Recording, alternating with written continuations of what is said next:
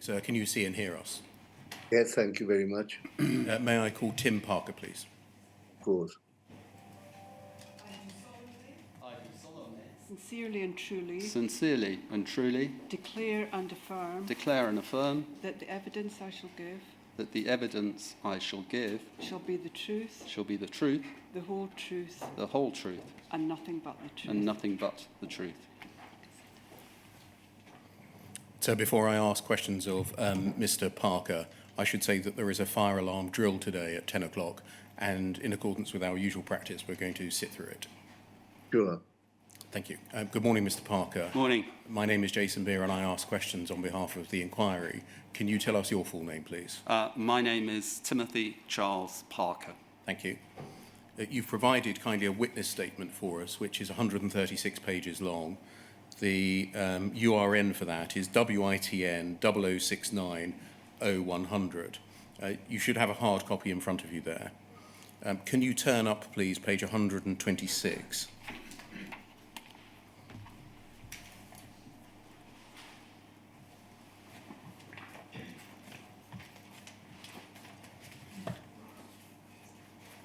Do you have that? I do.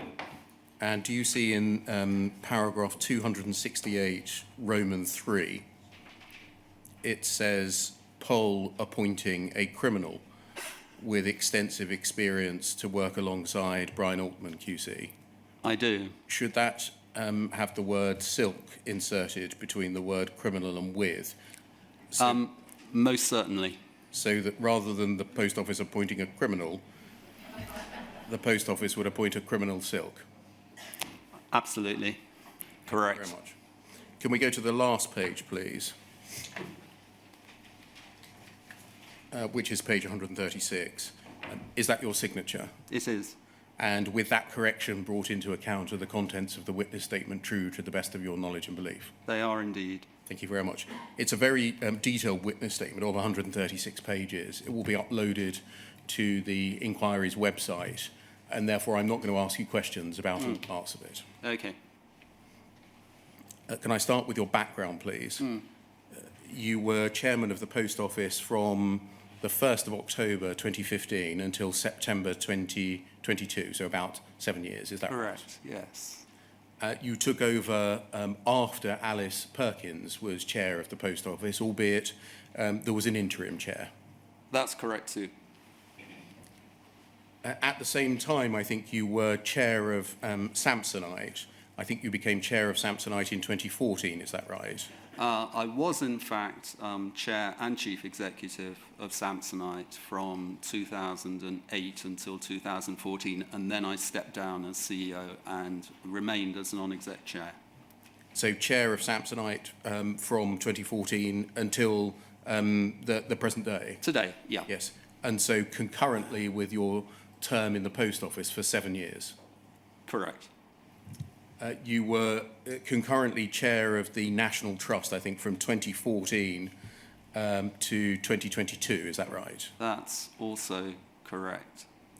So again, concurrently with you being the chair of the Post Office? Indeed. And from April 2018, I think you were chair of Her Majesty's, now His Majesty's Courts and Tribunals Service until 2022, is that right? That's also right. So concurrently with your chairmanship of the Post Office for a period of 4 years? Correct. Thank you. Can you tell us in general terms your view of the company, the Post Office Limited, that you inherited when you took over as chair in October 2015? Yeah. I mean, the Post Office has a turnover of just under £1 billion, which makes it a sort of medium-sized company. But in fact, it is an incredibly complex business. It's complex because it operates a network of around 11,500 sites. It's complex because it has a very wide range of products. It's complex also because it deals with cash, and cash has a big security element to it. It's complex because it's in the public sector. So this is an organisation that is incredibly complicated and at the same time faced some very significant commercial challenges. Sorry, I'm going on a bit here, but it's quite important that I can set the scene to the Post Office. This is a business which has absorbed billions of pounds of taxpayers' money and was still losing money.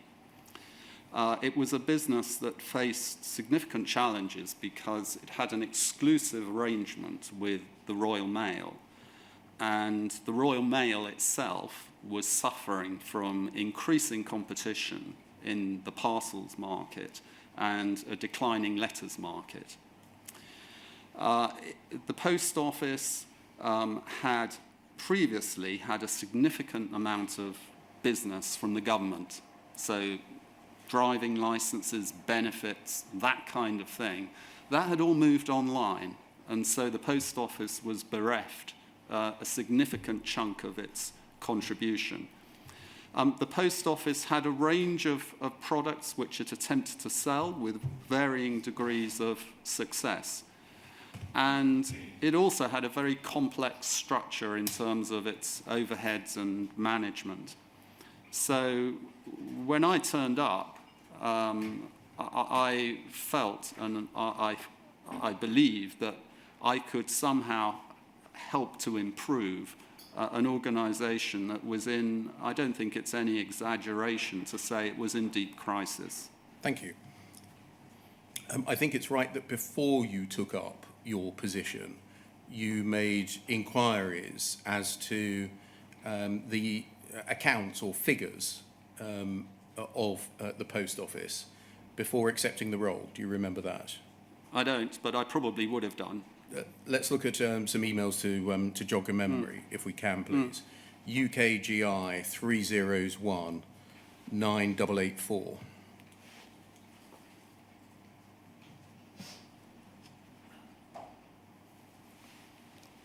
And if we look at the second page, please, and the bottom half of the page, that's it. This is an email not sent to or by you, but it's about something that you are said to have said. It's from Laura Thompson, who was an assistant director within SheEx, the shareholder executive. Sure. It's to the essentially private office of the then Secretary of State, Sajid Javid. And you'll see it stated the 17th of June 2015. Mm-hmm. So 3 or 4 months before you took the post. Mm-hmm. Mm-hmm. And if we just read it, we spoke, Baroness Neville Rolthew, I think you'll remember, was the relevant minister at the time. Mm-hmm. Met the 2 appointable candidates earlier today. We spoke to the minister after her meeting. She'd confirmed that she would be happy to appoint Tim Parker to the role, but did not feel Simon Burke was suitable. While he had some very good experience, he didn't give her the confidence that he would be a strong chair. She felt he would need more support from government in steering the business. Then second paragraph, I would be grateful if you could therefore seek the Secretary of State's views on the appointment. Please note that Tim Parker expressed an interest in seeing some more up-to-date figures on the Post Office before accepting the role if he were to be offered it. We believe this is just thoroughness on his part. He needs to be confident what he is getting into. And we're following this up with Post Office and with the Public Appointments Assessor so that we can answer his queries. And then I'm not going to read the third paragraph. What were your concerns about the finances of the Post Office? What were you concerned about getting yourself into? Well, as I think I've described to you, it was, I felt, in a very difficult situation, compounded by the fact that it relied obviously on agreeing financing, usually on an annual basis with the government, and needed a subsidy really to keep everything in order. So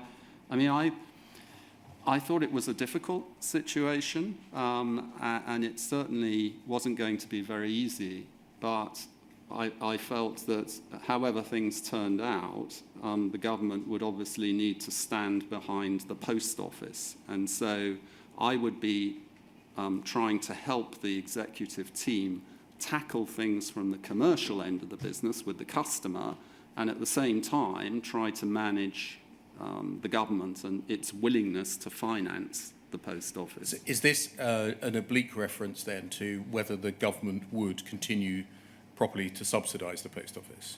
Yeah, I believe that post offices are very politically sensitive, and keeping a network is usually of significant importance to ministers. So I always felt that, if you just pause there. Attention, please.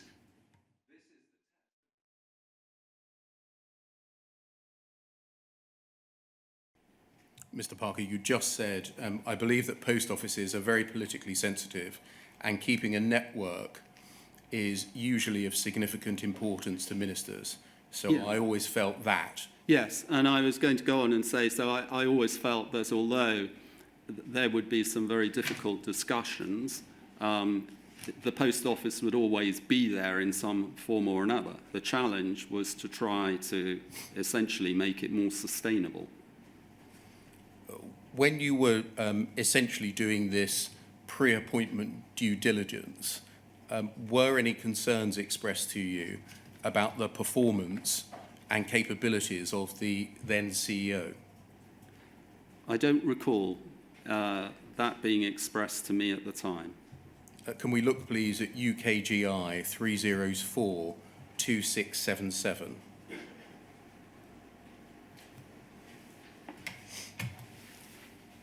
This is a presentation about Post Office Limited senior management to the Risk and Assurance Committee of the Department for Business Innovation and Skills and the shareholder executive. You'll see it stated February 14, so a year and a half or so before your appointment. Can we turn, please, to the second page? And do you see down the left-hand side underneath the number 1, advice from the recent annual review suggested that the Post Office team give careful consideration to the continued suitability of Paula Venables as CEO.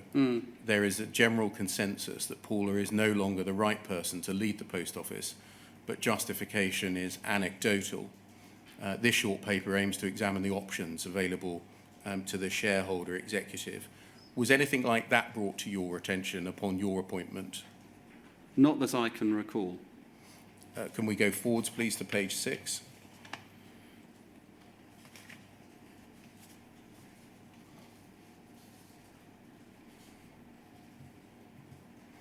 Again, on the left-hand side, I should say that there's a series of options presented in this paper, one of which is removal of Ms. Venables.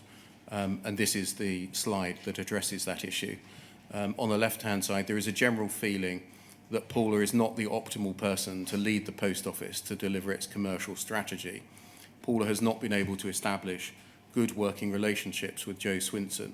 She has been unable to retain key staff. And then on the right-hand side, performance as CEO and delivery of strategic plan.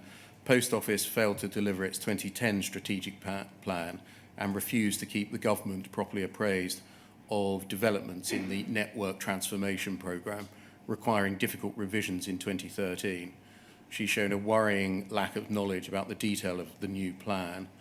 Paula's people management has caused concern as she appears unable to work with personalities and approaches that differ from hers, and has failed to build relationships with key directors. And Paula's performance as CEO has been questioned by the poll chair and by members of the board.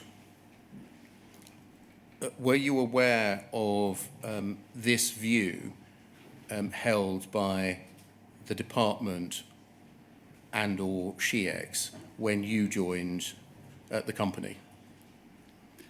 To be honest, I mean, looking back from here, this would have been 2015, so we're talking 9 years ago. I can't recall a conversation that I had about the capability of Paula Venables at the time I became chair.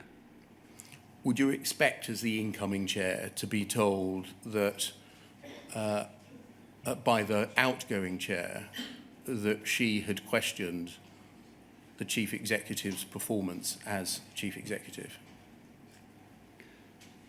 I think it's obviously of some value if, when you arrive in a business, you are well appraised of the views of your key shareholders, whether it's a publicly owned business or not.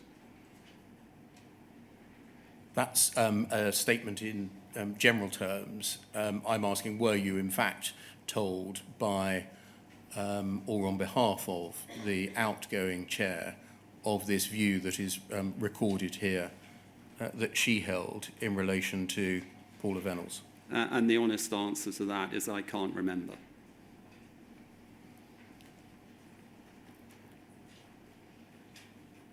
Was there a handover? I met Alice for lunch before I began. Was that the handover? As far as I can recall, that was the conversation that I had with her. Was there anything more formal than lunch in terms of a handover? Again, I'm sorry not to be of more help, but I can't recall. When you walked into the company, we saw that you did some work in the months before your actual appointment.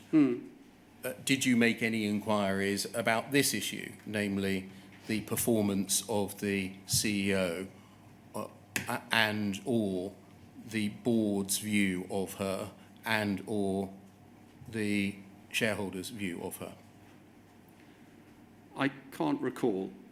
Can I make a comment on that? Because it has struck me, and this is something I hope might be of use to the inquiry, that whether or not I received a view or whether I took on board a view, it is very important that when you take over as chair, that you are well appraised and you understand as best as possible the views, positive and negative, of the CEO. This, I think, can help to frame things.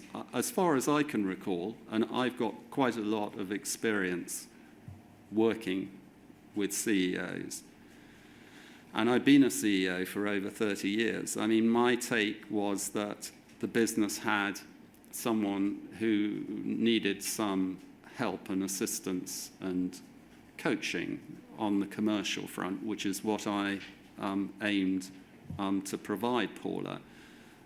My impression, looking back, was that she was quite well thought of, and so much so that, as you probably know, I mean, a few years later, she was made a non-exec director of the Cabinet Office, and, you know, so my sort of feeling was, although whatever my own views were of her ability in terms of running a business, I didn't get the impression that there was some enormous doubt, and, you know, the starter for 10 was actually you need to look at Paula.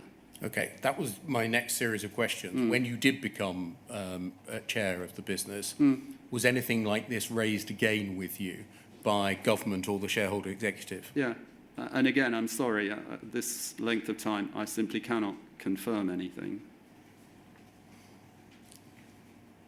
Can we move on, please, by looking at UKGI 5361?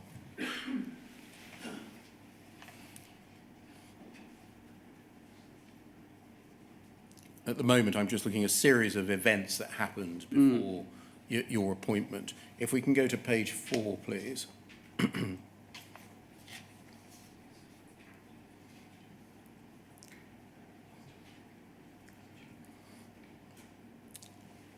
This is a series of emails that, again, doesn't involve you, but there are within the emails comments and views attributed to you, and I want to ask you about them. Yes. Below this page, there's a note about an upcoming Panorama programme. There was a significant Panorama programme about Post Office and the Horizon system due to air on the 17th of August 2015. And if we go to the bottom of page 3, please.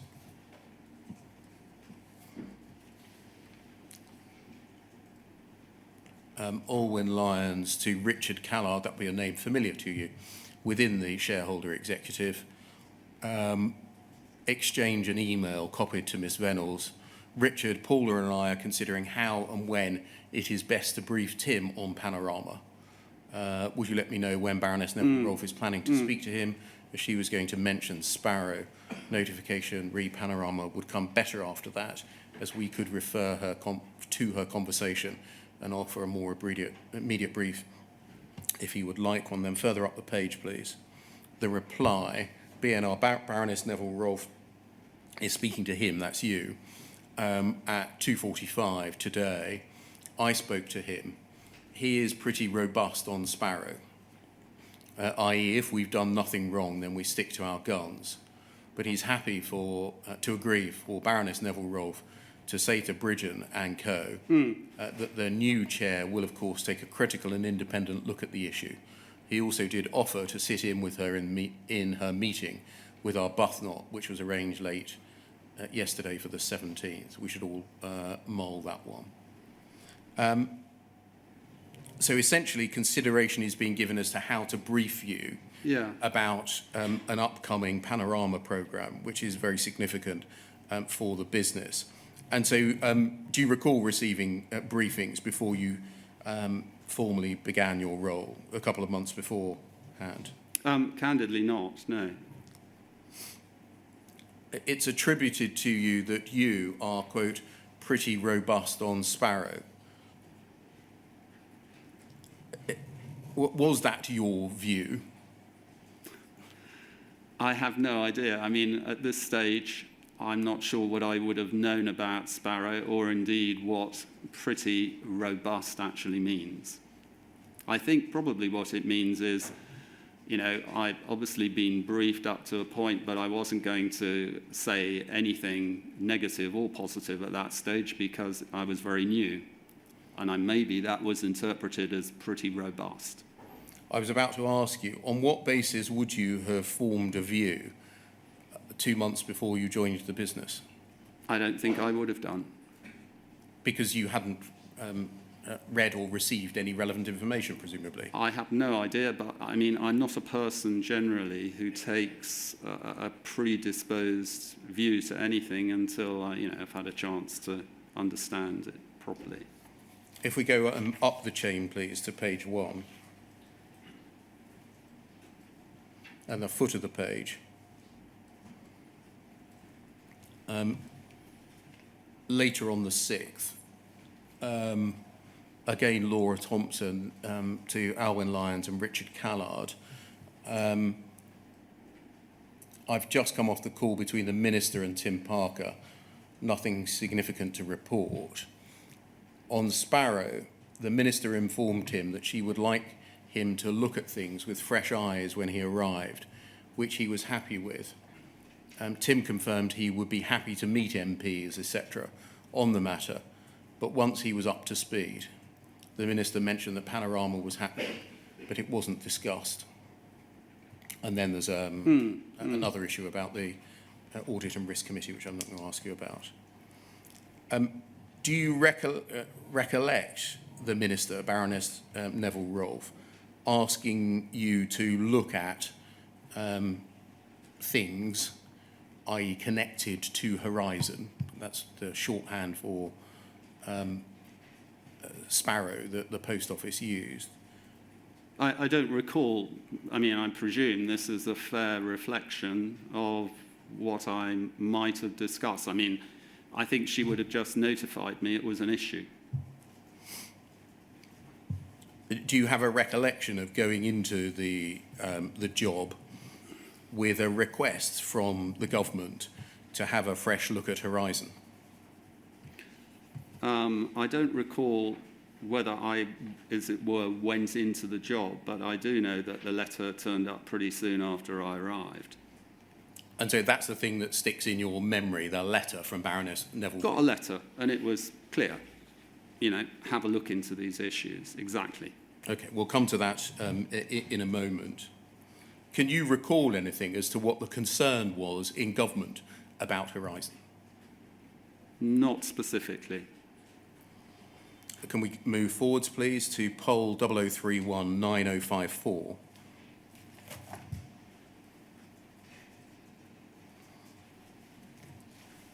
And if we go to page 2, please, and scroll down. Looks like the genesis of a briefing note for you about Horizon. Again, it's called Sparrow. In readiness for your joining. We're going to track through what you were told. And if we just read some parts to it, this is Mark Davis. Do you remember him? I do. The Corporate and Communications Affairs Director in the Post Office. See below a first draft of a note for Tim. For the last 3 years, this is the text of the note. For the last 3 years, the Post Office has been investigating the cases of a small number of postmasters, and then we see somebody's added, I would add how many, who have suggested that the Horizon system used in branches might be faulty. They've suggested it may have caused losses in branch, which in some cases led to them being prosecuted. Again might be worth saying how many. No evidence has emerged to support these claims. Indeed, thorough investigation has underlined that the system is efficient and robust. It deals with 6 million transactions every day, and it's been used by almost 500,000 people since it was introduced, the vast majority doing so without difficulty. The Post Office has nonetheless taken its responsibilities to its people very seriously. It's very sorry that this small group of people feel they've been treated unfairly and has gone to enormous lengths to get to the bottom of their cases.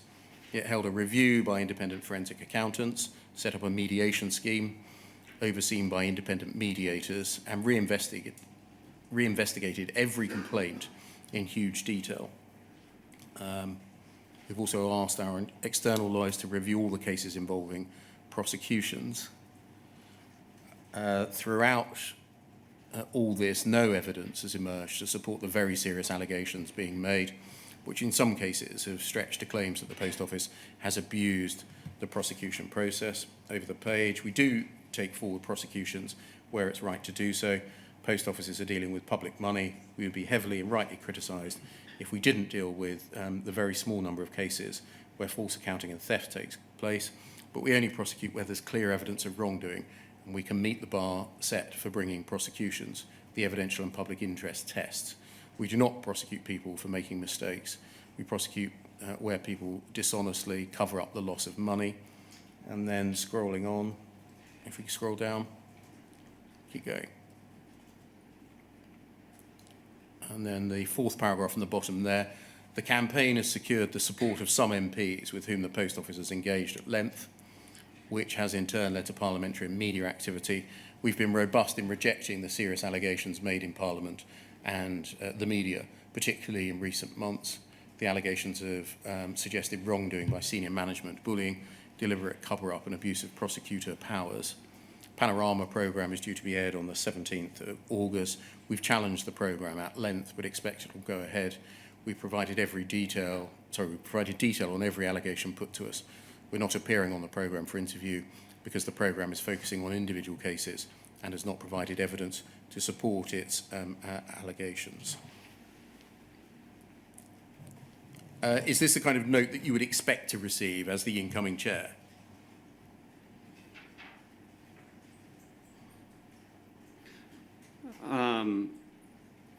I think it's obviously a note that is designed to tell a story. And what would I say? I mean, it's a briefing note, obviously told from the perspective of the people providing the briefing, which is what usually happens with briefing notes, I have to say. If we just go forward to page 1, please. Just look briefly at some of the drafting process, foot of the page. Olwyn Lyons to Mark Davis and General Counsel Jay MacLeod. I think this is very clear.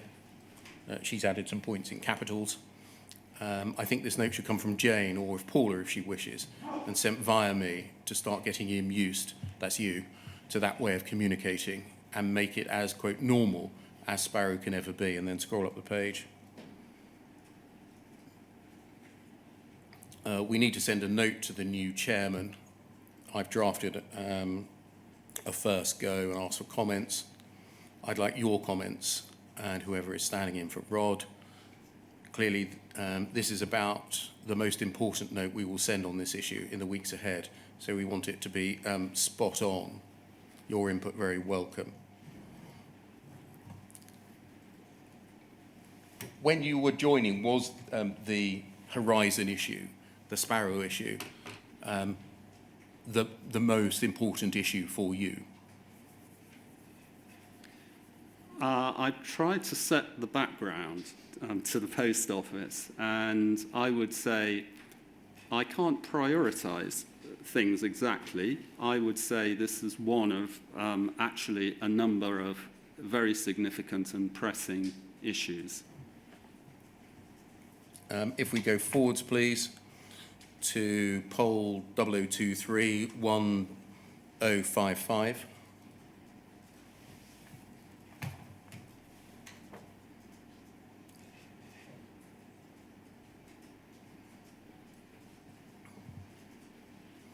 And if we just blow that up a little bit. This is a later iteration of the note after an external lawyer, Andrew Parsons, from Womblebond Dickinson, as I think they were by then, with his comments on it. And he makes quite limited comments on the note. We can see one on the right-hand side there. If we go over to page 2, please. Thank you. There's some discussion about destruction of material. The note said, we're not destroying any information that we and external lawyers hold on these cases, as has been alleged. And then he commented, the Post Office has historically destroyed information where it went beyond normal retention periods, which means some info is not available to the CCRC. Now, of course, you wouldn't see all of this background, would you? You wouldn't see the process by which the note was created, or indeed who had contributed to it, right? Yes, I mean, absolutely. You just get the final product. I get the final product, exactly. Let's look at that then. Poll 00174396.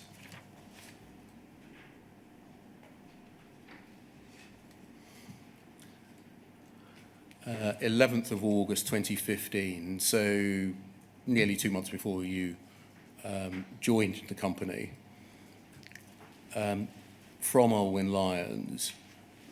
Please find attached a note from Paula in advance of the Panorama programme, and then some other information. And then if we look at, ultimately it's a note from the Chief Executive being sent to you by Olwyn Lyons, the company secretary. If we look at the note itself, poll 00174397.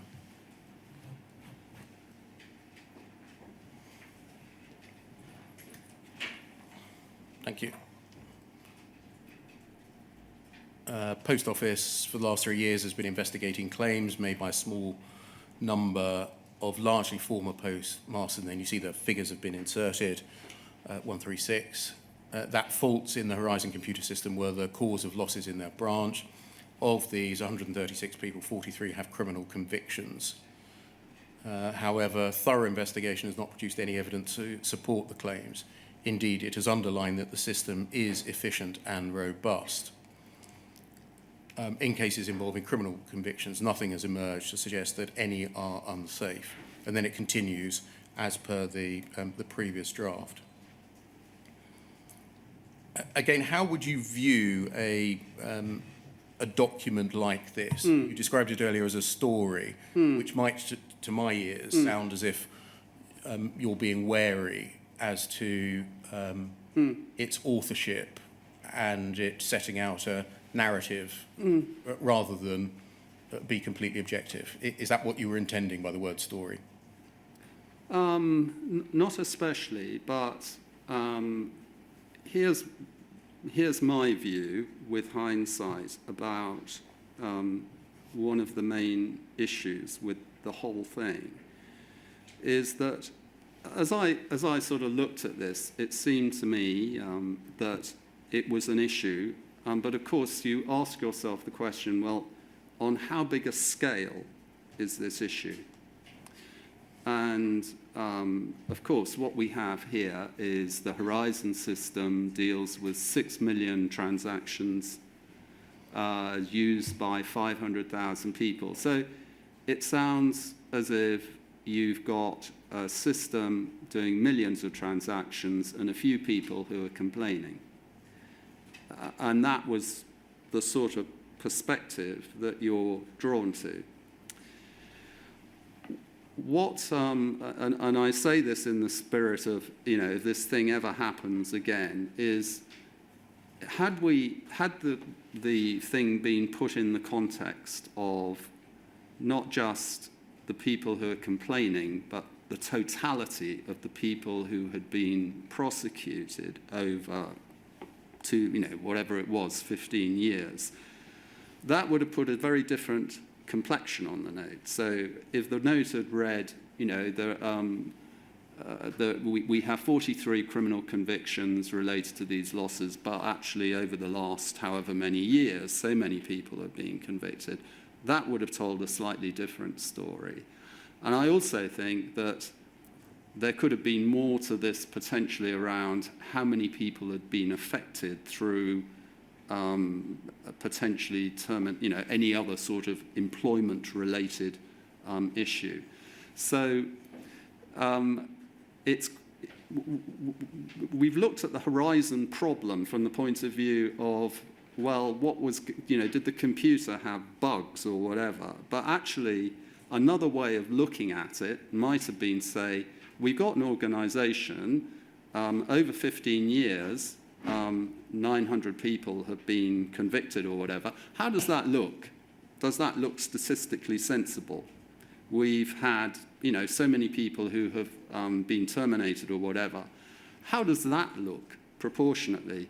And so I looked at this, to be honest, and not only did we have millions of transactions, but I happen to know over the last, there were tens of thousands of postmasters and assistants.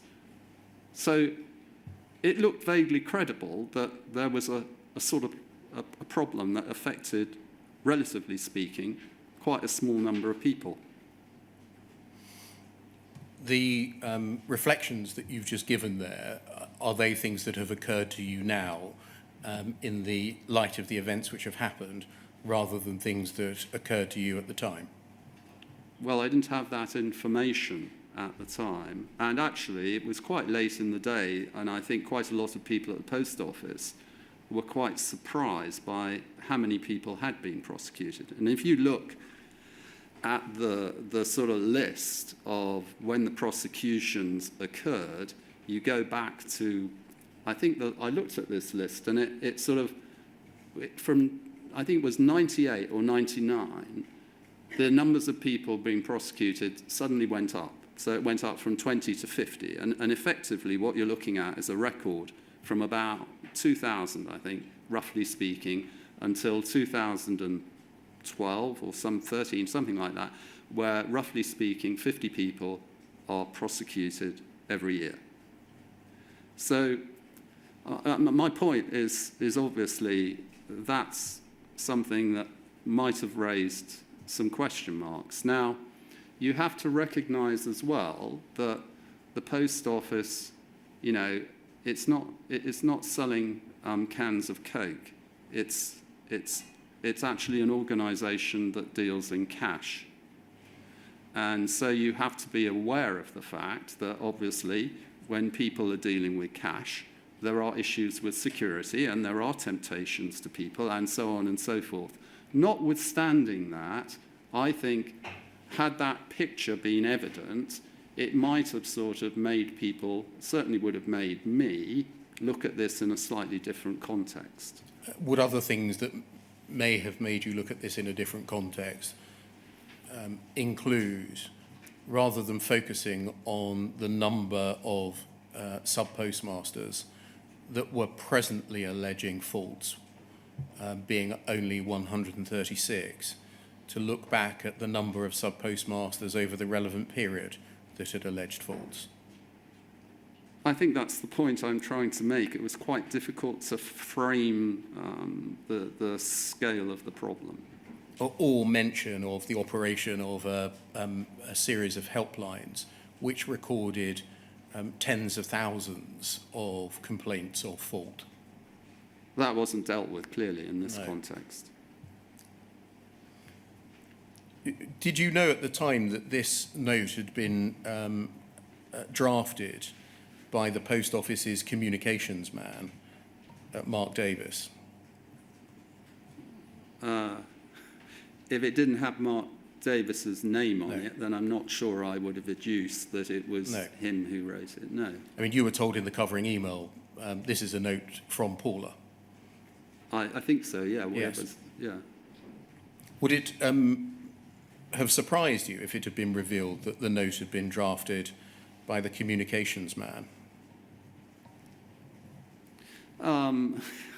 That's an interesting question to which, I mean, it's very hard for me to say now how I would have felt, because when you're new in an organisation, you're never quite sure, you know, who's got a handle on what.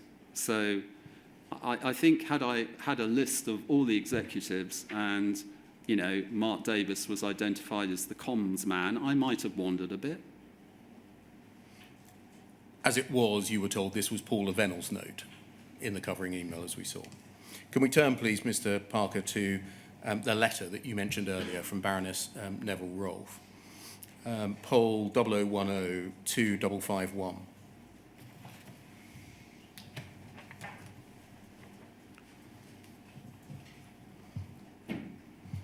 So this is about 3 weeks before you joined, 10th of September 2015. And I'm going to read it all. I'm writing to you ahead of your taking up the role of Post Office Chairman to confirm our conversation last month regarding the Post Office Horizon system. I suspect that's a reference back to that mention we saw in that email exchange. The issues surrounding the Horizon IT system have not been resolved. Indeed, some of the MPs concerned have written to me again following the Panorama programme, pressing the case for an independent investigation. The government takes seriously the concerns raised by individuals and MPs regarding the Post Office Horizon system and the suggestions that there may have been miscarriages of justice as a result of issues with Horizon. The government also recognises the commitment that Post Office has demonstrated to resolving those issues, including through creating a mediation scheme and appointing independent investigators to scrutinise the system. As you'll be aware, there have been some 3 years of scrutiny of Horizon, and the Criminal Cases Review Commission is considering a number of cases which have been brought to it by individuals, and the government cannot intervene in that independent process. As the sole shareholder of Post Office, the government wants to make sure that the Post Office network is successful and sustainable across the country. We recognise that the Post Office is a commercial business, and we allow it to operate as such. But of course, we expect it to behave fairly and responsibly in doing so.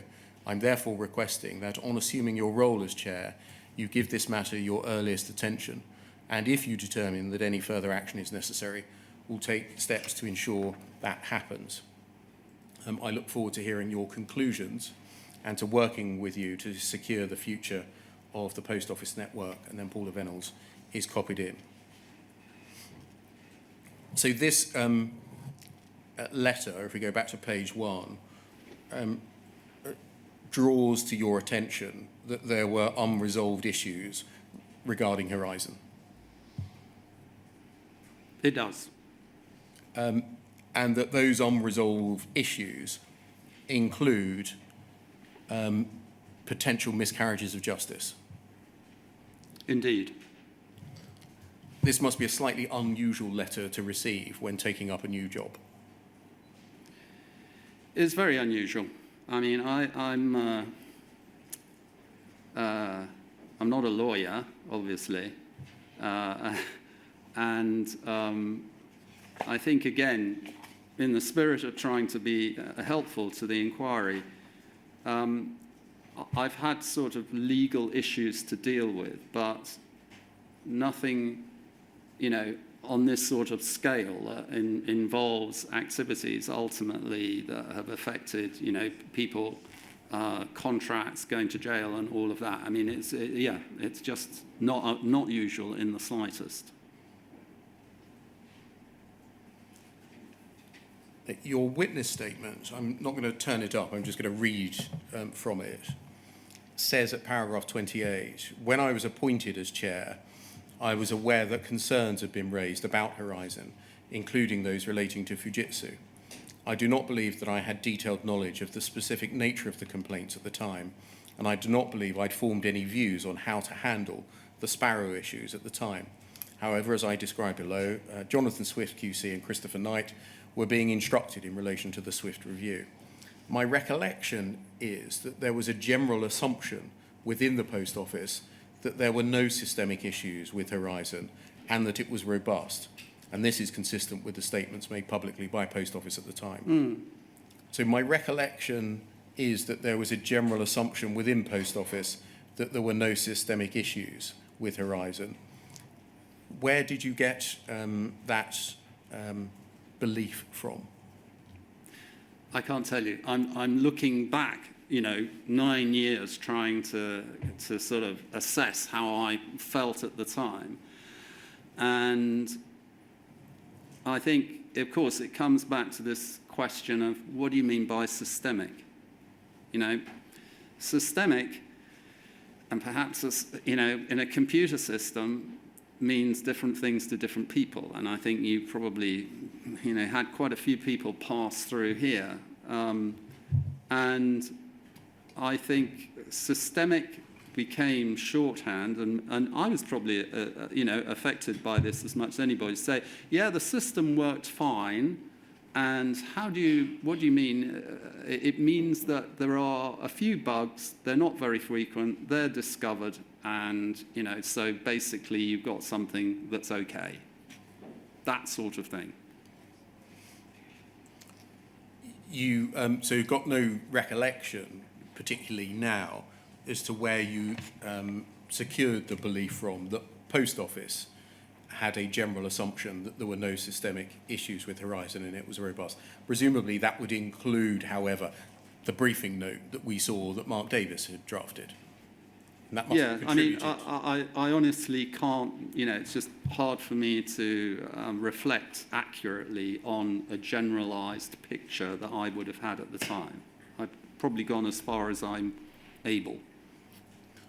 You were presented with something of two pictures then, would you agree? One, a general assumption within the Post Office that there were no systemic issues and the system was robust, and the government saying the issues around the Horizon IT system have not been resolved. We, the government, take seriously the concerns that are being raised, and those concerns include potential miscarriages of justice. I think that's a fair description, yes. When you joined the company, were there any specific discussions that you can now recall, this is in October time, about Horizon issues, whether as part of an induction or otherwise? I can't. Were you provided with the report or reports by Second Sight, either an interim report of July 2013 or two final reports in 2014-15? I can't. Were any concerns raised with you upon joining or immediately thereafter about the use by the Post Office of a man called Gareth Jenkins, a Fujitsu employee, as a witness in criminal prosecutions? No. when did you first learn about the issues that there were, I'm putting it broadly, Yeah. with the use of Mr. Jenkins as a prosecution witness? Oh, I mean, way past this sort of time scale. I mean, I'm talking, yeah, I mean, I can't tell you exactly when, but my sort of awareness of the definitive situation, I think, where of Jenkins and evidence and all of that was sometime afterwards. In the context of the group litigation, or even later than that as part of the criminal appeals to the Court of Appeal? I can't tell you, to be honest. What did you think upon receiving this letter? Time to get moving, which What I did you need to move to do? To find somebody, because I was certainly not equipped personally to do this, but to find somebody to carry out what I was asked to do. Was it always your intention from the start that another person would conduct some form of exercise and that person would not be you? Yes, I think so. I think so because there were a lot of issues here that I wasn't really familiar with. So I'm not a legal person. I'm not an IT person. And I'm not somebody who's got a lot of experience dealing with this sort of, if you like, non-commercial area. So my first instinct, yes, was, what sort of person could do this job? Can we turn, please, to poll 306 5606?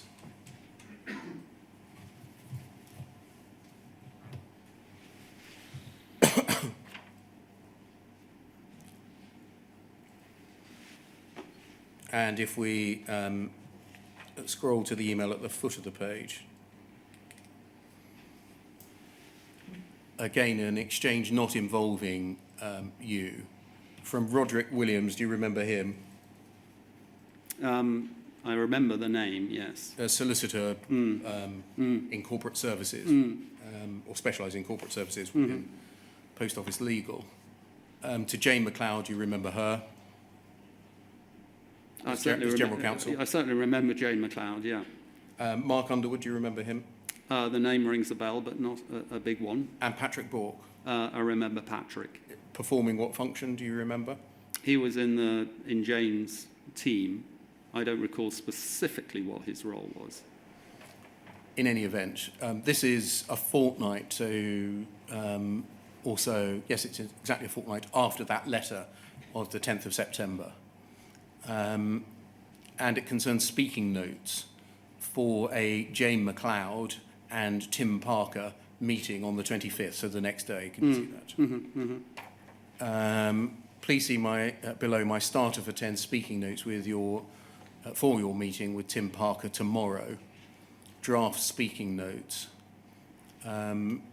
Post Office can't influence or predetermine the outcome of Tim Parker's review, but it's reasonable to assume that the findings will be challenged unless they deliver what James Arbuthnot wants, quashing of convictions and payments of compensation.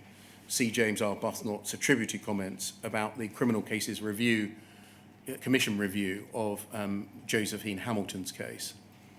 However, if the purpose of the review is to still in confidence in Biz, principally Baroness Neville Rolfe, with the actions taken, it will be creditable if it's A, undertaken independently of the existing Post Office team, B, logical in its approach, and C, delivered against stated objectives. This will help defend any criticism of the work undertaken, e.g. it's just another whitewash, and curtail further involvement. So just stopping there, did you understand that there were two alternatives to what the review might seek to achieve? One, to actually deliver what James Arbuthnot wanted, or two, instilling confidence in the department, principally Baroness Neville Rolfe? I think we're talking about, I mean, it's just my take, looking at this, two different things, though, here. I mean, if you read 2, it says it's reasonable to assume that the findings will be challenged unless they deliver what JA wants. So that's an observation about findings, isn't it? And, you know, finding an assumption that the review would lead to those findings, whereas 3 is about the purpose of the review. And it seems to me that it's, you know, one's in danger of sort of confusing two things. One is what the review comes to, and the other is what kind of review. Now, if you hadn't seen Para 2, you might say, well, 3 seems, actually, it's pretty reasonable. Was the review to find out the facts, or was its purpose to instill confidence in the department? So, again, if you read 3, it says, however, if the purpose of the review is to instill in BIS, principally, confidence with the actions taken. So that's slightly different from just general confidence. I would see that as a, you know, I could read that as a genuine desire to ensure that whatever actions were taken, they look to be on the basis of a proper independent review. What was your purpose in commissioning the review?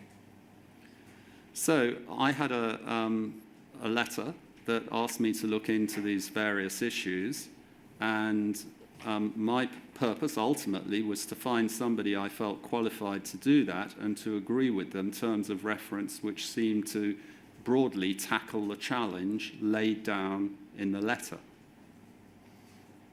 If we read on 5, defining the review scope would be key. What has Tim Parker been asked to do? And then over the page, if it's unclear, Tim Parker should now set out in writing his understanding of the task, i.e. rewrite the exam question. B, what will Tim Parker actually do? Tim Parker should state what he wants to achieve, ideally by reference to a clear question, e.g. has the Post Office responded to allegations about the integrity of Post Office's Horizon system and related business processes in a manner appropriate for a business which desires to maintain a reputation for high standards. And then there's a comment about a paraphrase of 3.4e of the letter of appointment being clunky. Tim Parker should be able to demonstrate that he has addressed his stated aim by reference to a logical method of investigation. Both elements should be matters for Tim Parker in his sole discretion as chairman, e.g.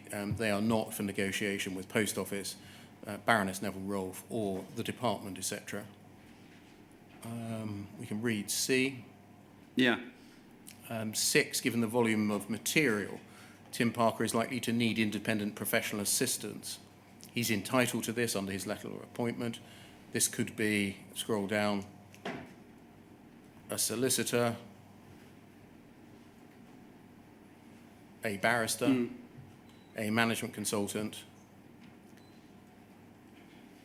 or a former civil servant. And the pros and cons are set out for each of them. This plan, it seems, was to have you carrying out the review, but assisted by some professional or professionals. Do you agree? I'm not sure I draw that conclusion, actually. I'm not sure even if this piece of paper makes it very clear how, as it were, the workload would be divided between whoever was going to do the assisting, as it were, and myself. Did you ever think that you would perform any role, or were you always of the view this was going to be subcontracted out to some other person? Yes, I felt that the task at hand carried out by somebody independent, because although potentially I could be independent, what was quite important here was to have not only somebody who was independent, but might have a few of the skills around the subject matter that I lacked. When you were engaging with in discussions with, for example, Jane McLeod and Roderick Williams, did you realise that they may themselves be implicated in the matter to be investigated? So I think that's a fair enough observation, but here are two things, and I suppose quite a lot of this inquiry is dealing with this kind of issue, which is if you're a board member, a chair or chief executive, to what extent are you entitled to assume that your advice is coming from people who are, first of all, qualified and secondly, competent? And my take, perhaps naively, because the one thing that I've found in most businesses is that although people have got different points of view, they're generally trustworthy, is that I was being given advice by people who were qualified on that basis.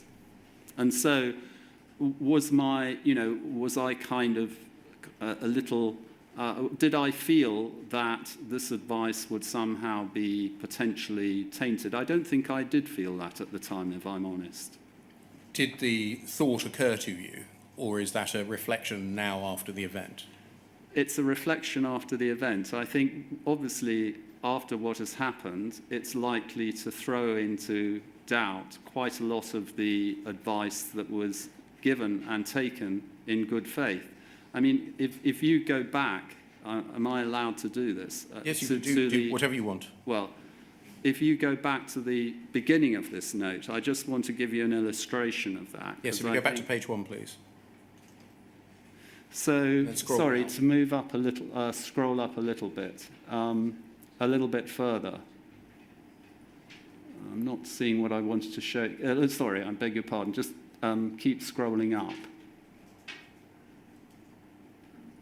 When Mr. Parker says scroll up, I think he means scroll down. Do I? I'm sorry. That's yeah. it.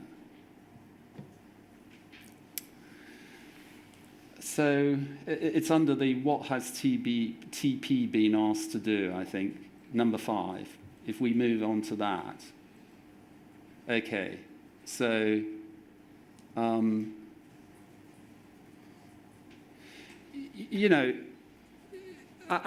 mean, without the benefit of hindsight and with no knowledge of this, you could read B as actually, a pretty fair-minded kind of view on what needs to be done. He should, just read it. It should state what he wants to achieve, ideally by reference to a clear question, and so on and so on and so on.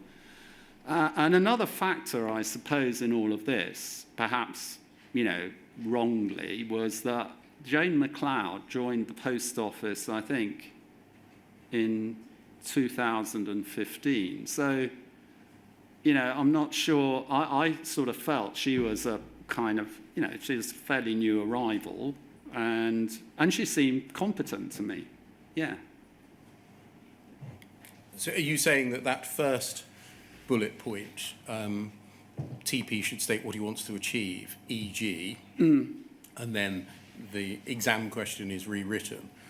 You could read that in a benevolent way now to be an appropriate question to ask and to answer, or you could read it as a reframing of the issue, so as not to look at the substance of the issues, but instead to look at the response of the post office to the issues. They're very different things, aren't they? No, I understand your point. And with hindsight, of course, you might say, well, the problem with Swift was that it was really just about the complaints. I understand that. But at the time, it seemed to me, a reasonable place to go. Is that distinction the one that I've just drawn, that what was required by the minister's letter was to look at the substance of whether the system had integrity and whether the prosecutions made on the basis of Horizon data were safe? is a very different question to examining the Post Office's response in the past to allegations. So I think, I mean, again, with hindsight, you might say, well, the minister's letter was all about the system, and we should have just done an IT check and a contract check, and everything would have been fine. But actually, the way the minister's letter read and the way I interpreted it, and felt we were interpreting it appropriately, was to look into the complaints and the issues raised by the complaints, and essentially, that's where Swift went. Can we move forwards a little bit to the same part of the narrative, but post-appointment, to poll 0011 7516?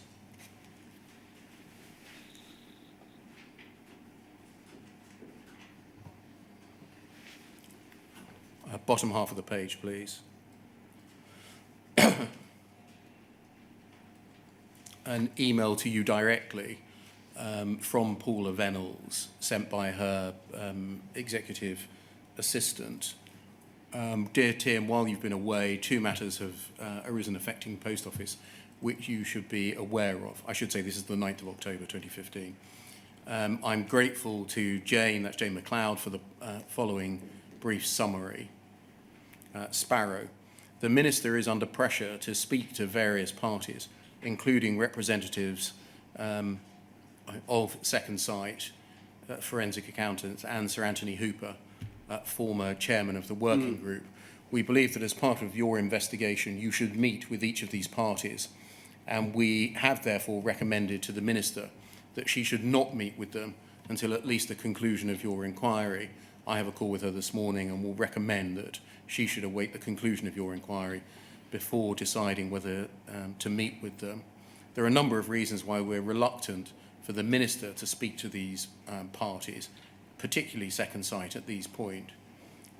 By speaking to these parties, the Minister undermines the rationale for your own independent investigation.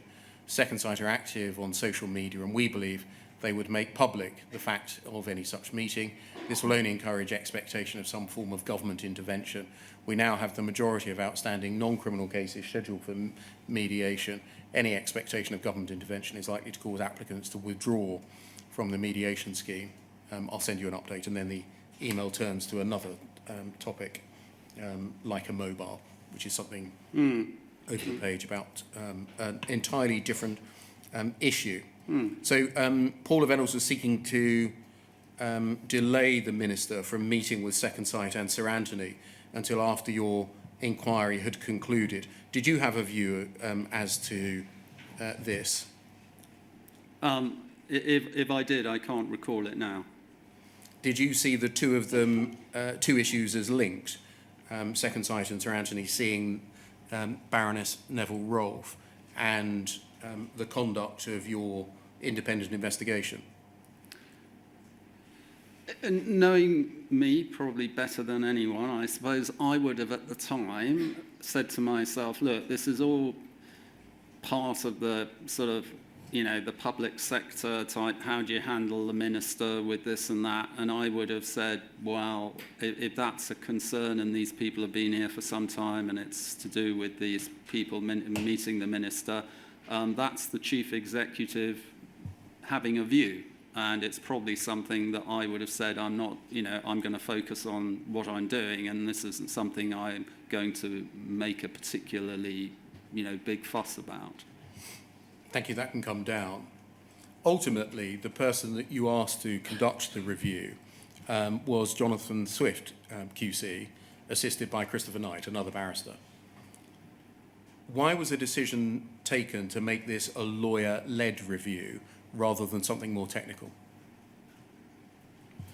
I suppose the answer to that is partly around the framing of the review, back to your previous point about responding to the complaints, and partly, I think, because the issues were not exclusively technical, and so what was a QC at the time ended up looking at 4 strands to the problem, as it were.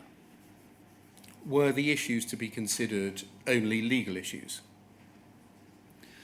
Well, I think it's fair to say that out of the SWIFT review came some recommendations that were not exclusively legal. Looking at it at the beginning rather than at the end, did you think when you were deciding we're going to get a lawyer to undertake this task, never mind the personality and fact involved, that the issues that required to be examined were exclusively or predominantly legal ones? I don't think I could comment on whether I had a specific view, but Ms. Parker, I'm just trying to pick away a little bit at Yeah. why a lawyer was chosen. Okay. And it could be because there are legal Yeah. issues to be addressed. So I It- would- hold on. Yeah. Or it could be, I want somebody with a first-class mind who is independent, and it doesn't matter whether or not the issues to be examined are legal. yes. Can you help us? Yeah, I'll try. I think I had some CVs, and from what I can recall, Jonathan Swift had a very broad range of experience and seemed to be a person who was used to dealing with a number of different settings. And I believe from memory too that Christopher Knight had quite a lot of experience in the sort of, I wouldn't say IT world, but he had done work in that sort of area. So I wouldn't say the QC was in the frame just because he was a lawyer. I would say it was a mixture of things. A lawyer, someone who was used to investigating, and somebody who could, I think, with some help, organise a good sort of report, yeah. So it was more that they were independent and had the faculties in order properly to investigate the issues rather than answer a series of legal questions. I think that's a fair reflection. Can we look, please, at the instructions to Council, poll 0011 4270.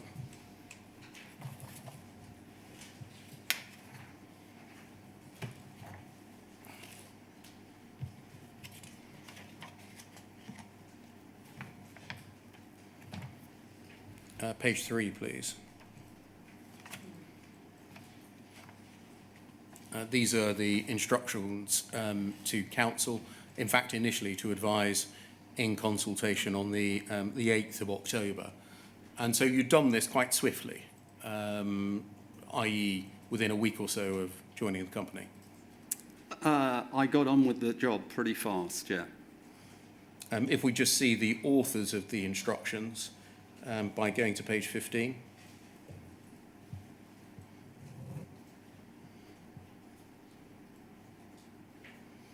Foot of the page, we'll see that they are co-authored by Jane MacLeod and Roderick Williams.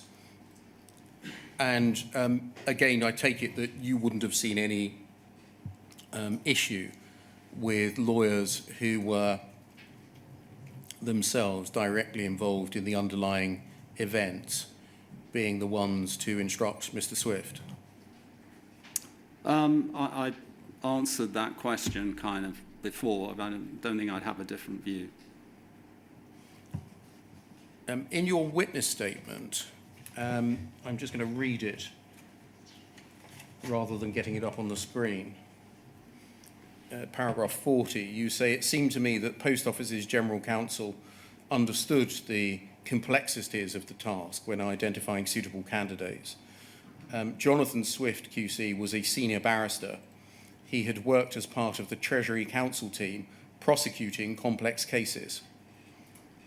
Did you think he was a criminal barrister?" I can't recall.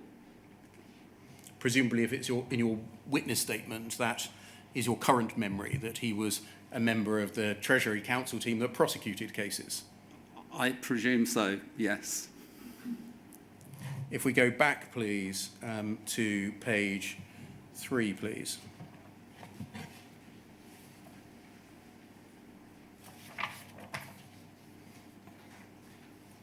There's an introduction. We'll see a reference in paragraph 2 to the letter from Baroness Neville Rolfe, asking you to, quote, determine whether any further action is necessary to respond to the concerns about Horizon raised by individuals and MPs. Those concerns include the Post Office's reliance on Horizon has resulted in miscarriages of justice. And then scrolling down, with the assistance of Post Office's General Counsel Jane MacLeod, the chairman considers this to be a request, and this was to form the basis of the review. You'll see the words review in brackets afterwards. Quote, to review the Post Office's handling of the complaints made by sub-postmasters regarding the alleged flaws in its Horizon electronic point of sale and branch accounting systems, and determine whether the processes designed and implemented by Post Office to understand, investigate and resolve these complaints were reasonable and appropriate. Looking at that now, can you see a shift from the open question in the letter of the 10th of September from Baroness Neville Rolfe to a question that focuses instead on the reasonableness of past processes? I think with hindsight, it does look that way at the time. And again, I'm sorry to keep reminding you, but there are a lot of things going on at the Post Office, and this response to this request at the time seemed to me to be not unreasonable. Did you review the instructions at the time? In what sense? I looked... Did you look at the document we're now looking at? Oh, I see. Was I aware what the review was about? Yes. Yeah. And was I aware that these were the terms of reference and this was the question that was going to be addressed? Yes. Is it right that you considered the request in the Baroness Neville Rolfe letter of the 10th of September to mean what is in inverted commas and italics? So, with hindsight, one's apt to see that there are forces at play here trying to subtly shift the emphasis on things. And at the time, at the beginning of this review, it seemed to me that, and again, I'm probably not a person who is greatly experienced in setting up reviews, that a review with a sort of quite a good general brief was capable of going after quite a lot of different areas. If you look at it, out of that particular group of references, you could see that a good investigator would cover off most of the key points that were at issue. And that was my sort of take. I think, because there's been such a terrible subsequent situation, it's very easy to look back and sort of dissect and say, well, could it have been this or could it have been that? As things looked at the time, and perhaps I was a little naive about where the advice was coming from, but I've mentioned, I've talked about this, it didn't look a bad set of terms of, not the terms of reference, but it didn't look a bad sort of brief, if you see what I mean. Thank you. If we just continue paragraph 4, in order to be credible, the review will need to be carried out independently of the team which has been managing Post Office's response to these concerns to date. The chairman therefore requires the assistance of leading counsel to provide him with advice on, 1, scope of the review and how this is framed. Over the page 2, it's over 2 pages in fact. Thank you. 2, the process by which the review should be conducted, including what materials should be reviewed and who should be interviewed. And 3, the nature of his final report to the minister. Again, looking at that paragraph there, these seem to be instructions to a barrister to ask him to advise you on scope of the review, how the review should be conducted, and what the report, the nature of the report, finally to the minister should be. Not actually asking him to conduct the review. Sorry, I'm being a bit dense here, but Yes, you could have a set of instructions which say, "Dear Mr. Swift, we would like you to carry out an independent review." Or you could have a set of instructions which say, "Can you provide assistance on the scope of a review and how this is framed, the process by which the review is undertaken, yes, I and the understand. scope of his, i.e. your, final report." I think both. I mean, the way certainly I think we set this up was to say, look, Mr. Swift, we want to conduct a review. We'd like you to conduct it, and I will work with you on the terms of reference. And I think, I mean, I'm skipping ahead a little bit, but subsequent to this, we met various people, and as a result of those meetings, the terms of reference were put together. Can we move forwards, please, to page 15?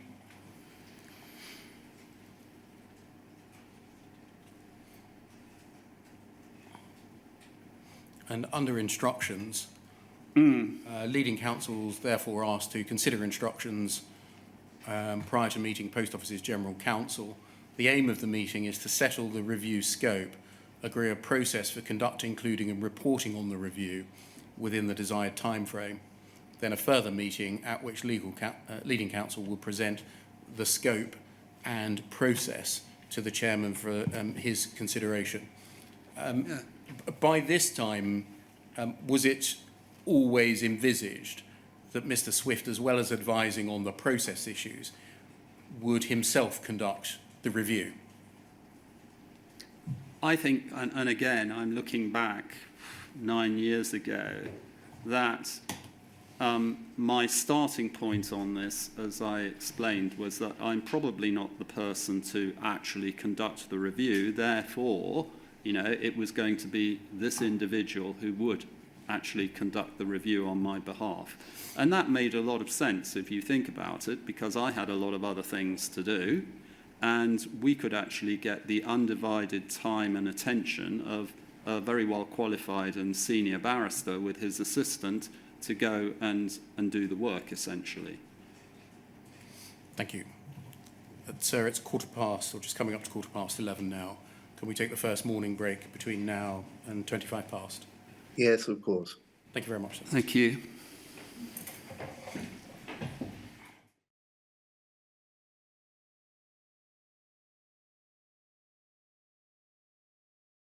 Good morning, sir. Can you see and hear us? Yes, thank you. Thank you very much, sir. Before we move on, Mr. Parker, to the review report produced by Mr. Swift and Mr. Knight itself, can I deal with an event that happened or may have happened in between the commissioning of the review and the production of the report in February 2016? You've explained to us already your desire, in particular in the light of Baroness Neville-Rolfe's letter of the 10th of September 2015, to find out information about Horizon from a wide range of sources. Do you recall meeting Ron Warmington and Ian Henderson of Second Sight in your office in December 2015? I know I met them. I don't recall the substance of that meeting, if I'm honest. Can I just read you what Mr. Warmington has said about it? This is paragraph 85 of his statement. He says, in early December 2015, I received a telephone call from the office of the then relatively new chairman of Post Office, Tim Parker. He invited me to come to his office to help get him up to speed on the Horizon matter. Does that sound likely to be correct? Likely. Thank you. I later learned that Baroness Neville-Rolfe had, following a meeting that Ian Henderson and I had had with her, suggested to Mr. Parker that he should meet with us. Again, can you help us whether that is likely to be correct, i.e. the idea of the meet came from Baroness Neville-Rolfe? Possibly. He says, on the 15th of December 2015, Ian, that's Ian Henderson, and I went to Mr. Parker's office where we met with him and Jonathan Swift. Do you remember Mr. Swift being there? Not precisely. the meeting went on far longer than the pre-booked 1 hour. Mr. Parker having insisted that we stayed longer to answer more questions. Does that trigger any memory? No, but I think it's probably reflective of the fact that, I wanted to listen to these guys, yeah. We have got some emails of the 15th of December circulating within Post Office saying they're still in there.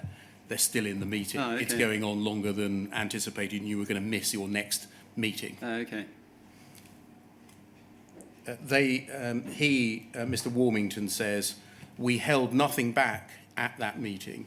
Indeed, Mr. Henderson later characterised it with the words, quote, we gave him both barrels. In practical terms, that meant that we went through with Mr. Parker and Mr. Swift all of the thematic issues that we had covered in our final report back in April 2015. Does that trigger a memory in you that they were particularly forceful in what they said to you, i.e. we gave him both barrels? I'm sorry not to be of more help, but this is 9 years ago. The answer is no.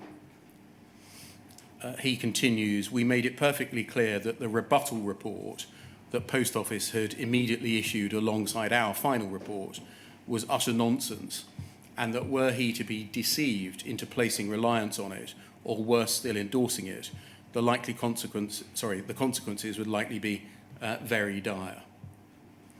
Do you remember a meeting of that type, i.e. you had 2 gentlemen who had been independent investigators coming in and saying words to the effect of the Post Office rebuttal report, i.e. the rebuttal to their final report, ought not to be relied on? I don't. I think, again, my recollection of this meeting is just not... I just don't have a recollection of it precisely. Do you recollect a meeting in which it was said that if he, i.e. you, was to place reliance on what the Post Office was saying in its rebuttal report, the likely consequences would be very dire or dire? I think all I can tell you, because the question has been asked 3 times more or less, is that I think Jonathan Swift and I would have listened to what we were told, and he would have taken away a lot of the remarks that were made by Ron and Ian. If, and I don't think you're in a position to say that what Mr. Warmington has said is incorrect, if he had said those things, what would be the consequences for you? I think my mindset at the time was we're in the early days of putting together this review. I've heard what these guys have got to say, and we'll take the thing forward. It's not my, I don't think I would have jumped to the conclusion that everything they say is indubitably correct. I think I would have said, well, let's do some more work, which is what actually happened.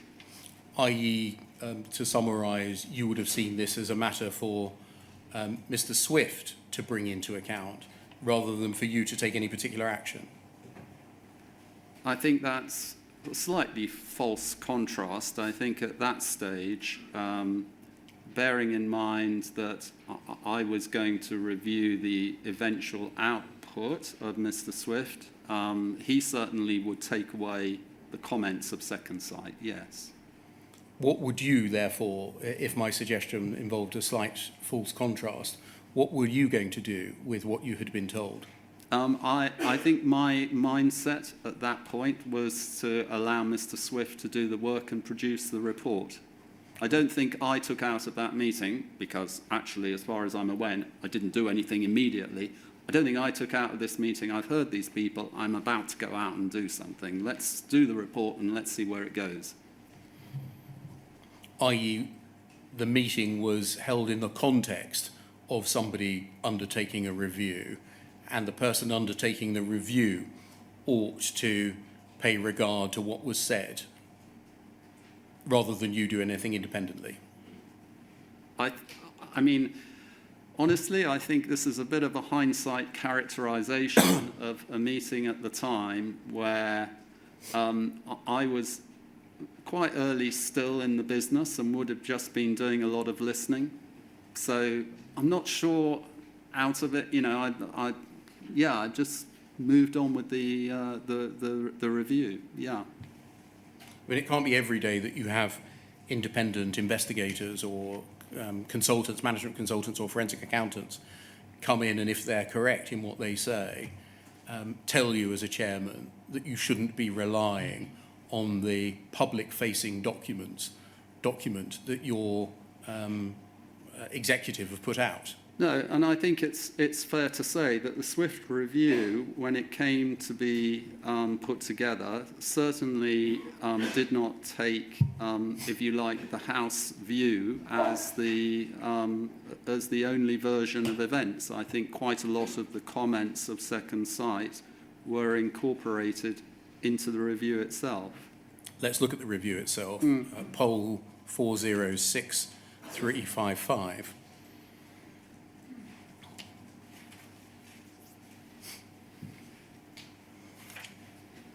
I'm not going to go through every paragraph of it, not least of which it's 66 pages long, and that wouldn't be productive. If we can look just a little bit further down, we'll see the date of the 8th of February 2016. And if we go forwards to page 2 and just pan out a little bit, we will see the structure, the overall structure of the report. After some introductions and passages about the scope of the report, it's divided into chapters concerning Post Office, sub-postmasters and the Horizon system, the complaints themselves, the criminal prosecutions, the Horizon system, support provided to sub-postmasters, investigations, i.e. past scheme investigations, and a summary of recommendations. If we go forward to page 3, please. And if we just look at the end of paragraph 2,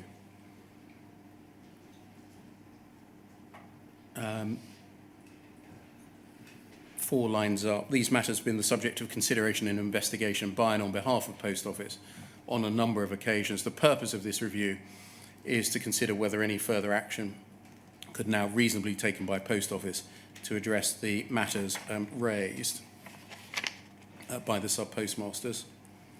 Paragraph 3, 5 lines up from the bottom. The legal department of Post Office has been the source of most of the information provided to us, but we have determined what information should be provided. When the review was being undertaken, did you have a running commentary essentially on it, or did you set the terms of reference as we've seen and then wait for the review to report? I think again, without wanting to deliver a definitive view, I think there was a sort of ongoing discussion. I don't think it was a sort of, here's the terms of review, give me a ring in 5 months' time or whatever. No, I think there was some ongoing discussion. You certainly received a draft report in January. Did, yeah, in January, yeah. Did you know that the legal department was the source of most of the information provided to Messrs Swift and Knight? I think I probably did, yeah. If we go over the page, please. The purpose of the review was originally described in the following terms. And then we see the quote from the briefing paper we read earlier.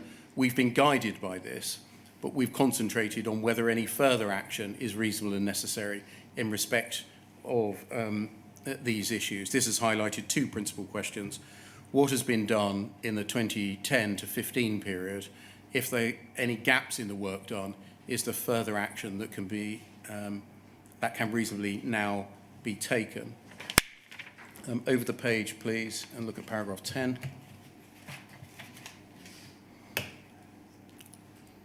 having set out in summary the documentation that the authors have reviewed, they set out in paragraph 10 those with whom they met. Lord Arbuthnot, Second Sight, Deloitte, Fujitsu, Angela van den Boogaard, Mr. Seller, Miss Dickinson, and Miss Hailstones and Miss Alexander. And then if we go forwards, please, to getting more to the substance, to page 34.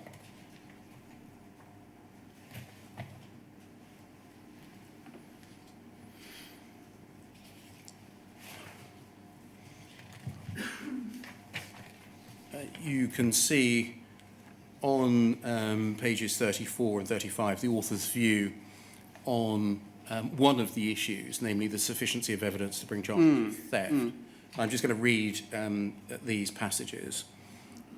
The allegation, as we understand it, is that post officers too readily brought a charge of theft, which is said to be more serious than false accounting, with the aim or effect that the sub-postmaster is pressurised into pleading guilty to false accounting in the hope that the theft charge is dropped, and because a theft charge would more readily enable post office to recover its losses. We understand there are approximately 18 scheme cases in which this or something similar occurred.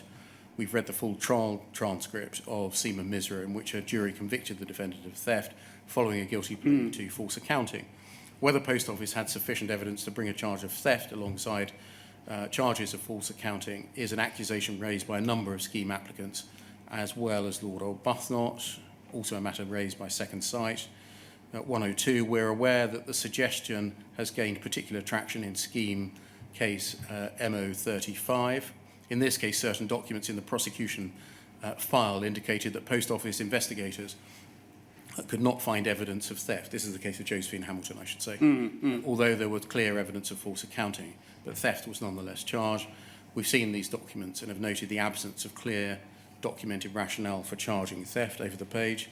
We note that Brian Altman's advice of the 8th of March that it is not a helpful question to ask whether theft or false accounting are offences of equal seriousness, both being dishonesty offences with a maximum sentence of 7 years imprisonment, because the seriousness is dependent on the nature of the specific allegation rather than the charge per se. We entirely accept the decision to plead guilty is a matter for the defendant alone. Any concerns they have about the legal advice they received at the time is a matter only the defendant can pursue and is not the responsibility of post office. It's always open to the defendant to challenge the sufficiency of evidence disclosed to him or her and seek to have that charge dismissed. Post office's position is that its prosecutorial decisions are always taken in accordance with the code, which requires that there be sufficient evidence to provide a realistic prospect of conviction, and the prosecution must be in the public interest. Post office has referred us to the Cartwright-King disclosure review exercise, noting that Cartwright-King also expressed views in their advice as to whether post office should oppose any appeal brought, suggesting that they must therefore have considered the evidence involved. Post office has also explained to us that because of these points, and because any review would be carried out with the benefit of hindsight, it would not be an appropriate course of action to review now the prosecution files to reconsider the sufficiency of evidence issue. And 106, we do not agree. We've reached the view that this issue is one of real importance to the reputation of post office and is something which can feasibly and reasonably be addressed now. It's clear it's not an exercise which has been carried out so far. Cartwright-King were not asked to consider the sufficiency of the evidence when undertaking their disclosure review. Skipping a paragraph, the allegation that post office has effectively bullied sub-postmasters into pleading guilty to offences by unjustifiably overloading the charge sheet is a stain on the character of the business. Moreover, it's not impossible that a sub-postmaster would have felt pressurised into pleading guilty to false accounting, believing it to be less serious when they might not otherwise have done so. The phenomenon of false confessions is well known. Now I'm going to stop reading there. That's quite strong language, isn't it? Quite strong, yeah. Is this an example of what you mentioned, I think, in passing earlier, that the review did not universally take on board the post office's position? I think that's right. And I think in a way, because as we know, the aftermath wasn't necessarily satisfactory, but at the time, it was a good, for me, a confirmation that to have a qualified barrister look at these things produced a pretty good analysis of the issue and its impact, and as if we go further, obviously recommendations about what to do about it. You said there that the aftermath wasn't necessarily satisfactory, we know. Can you tell us what you are alluding to there? Alluding to, well, I don't want to sort of prejudge, the discussion, but, SWIFT, in my view, was quite a good report and contained quite a lot of good material.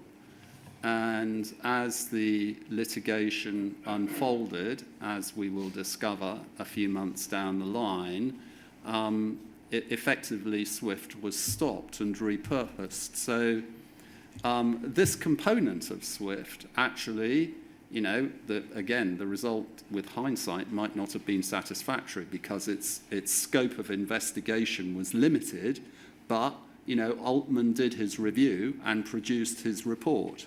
So, from the perspective of here's the problem, which is charging theft, potentially with the pressure to get people to own up to false accounting. I think SWIFT more or less got that, but it didn't. Again, it translated into the Altman work. So this component, I think. Again, move the thing forward as you would want it to be moved forward. Can we turn to the recommendations of Mr. Swift's report? And I'm not going to, in the way I've just done there, track the foundation for the recommendation into the recommendation on every occasion. That was just one example. Yeah. Page 38 then, please.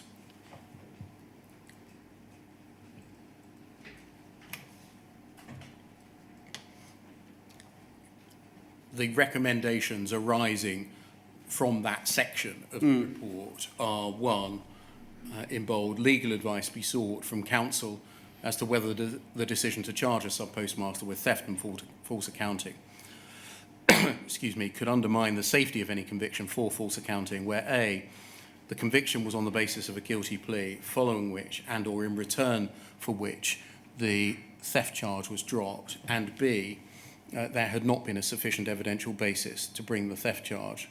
And two, if such a conviction could be undermined in those circumstances, that counsel review the prosecution file in such cases to establish whether, applying the facts and law applicable at the relevant time, there was a sufficient evidential basis to conclude that a conviction for theft was a realistic prospect such that the charge was properly brought.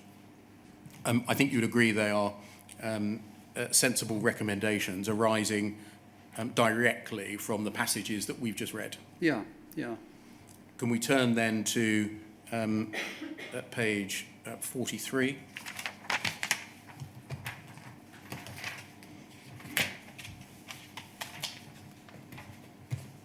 At the foot of the page.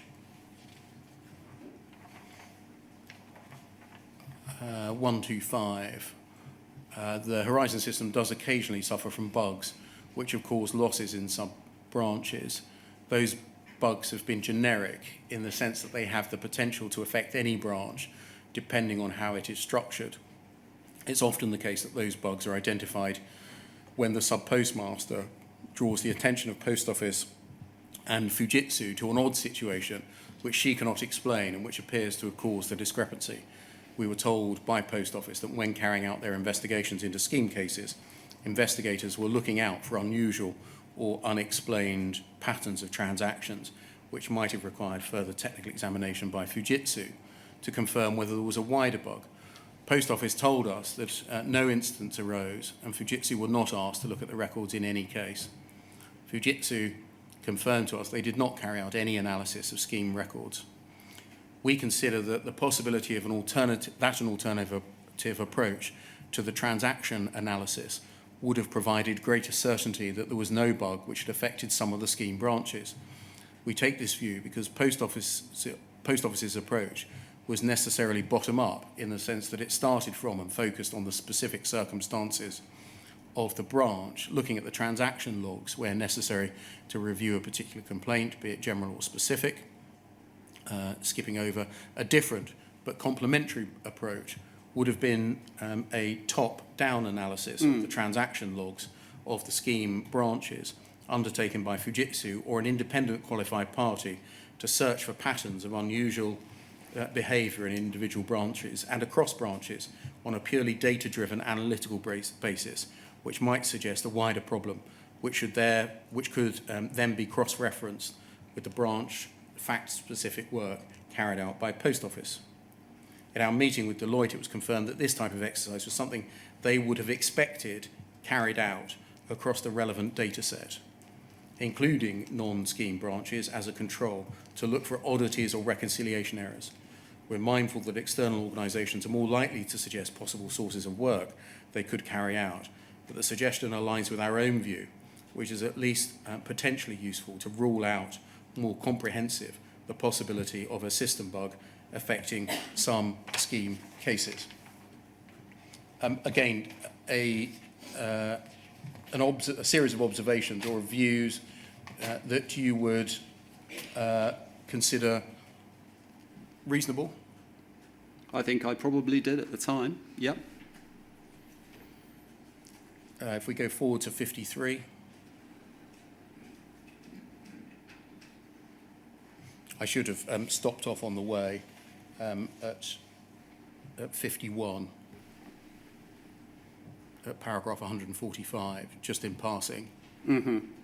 It seemed to us that the Deloitte documents in particular pose real issues for Post Office. First, both the existence of the balancing transaction capability and the wider ability of Fujitsu to fake digital signatures are contrary to the assurances provided by Fujitsu and Post Office about the functionality of the Horizon system. Fujitsu's comment we quote above seems to be simply incorrect, and Post Office's Westminster Hall response is incomplete. To the extent that Post Office has sought to contend that branch data cannot be remotely amended because a balancing transaction does not amend existing transactions but add a new one, we do not consider this as a full picture of Horizon's functionality. The reality is a balancing transaction is a remotely introduced addition to branch records, added without the need for acceptance by the sub-postmaster, which affects the branch's balance. That's its express purpose. Post Office has always known about the balancing transaction capability, though the Deloitte report suggests the digital signature issue is something contrary to Post Office's understanding. Just stopping there as I went. When you received the report, did you know about the remote access issue? No, I don't think so. I can't be sure, but I don't think I did. Did you know that there was a concern that either the Post Office and or Fujitsu had a facility remotely to access branches? I don't think I did.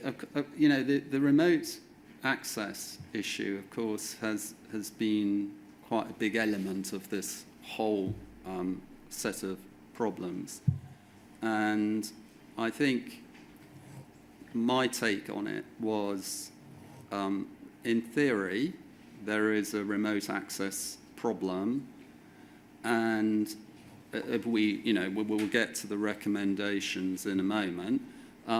Let's see and let's try and understand this theoretical ability. How practical is it, in fact, to remotely access accounts? And that was, what I took away from this, I suppose. Did you take away from the fact that Fujitsu and Post Office's public-facing comments had been incorrect and incomplete? Yeah, that's something.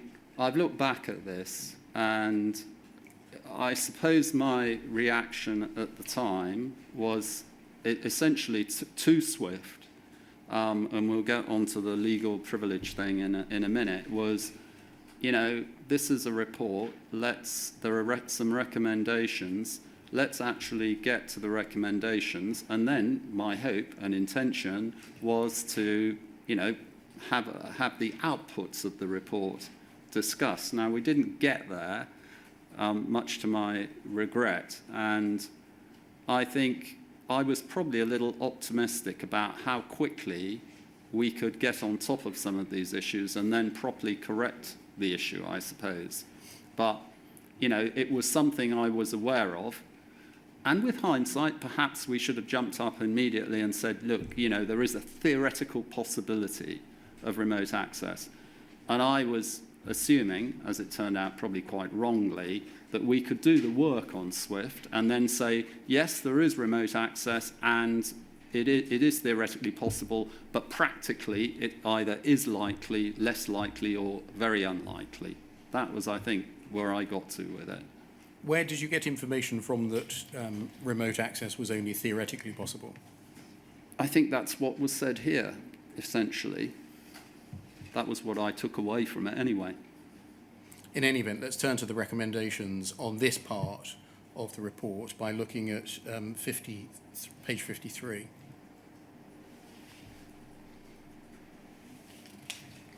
We recommend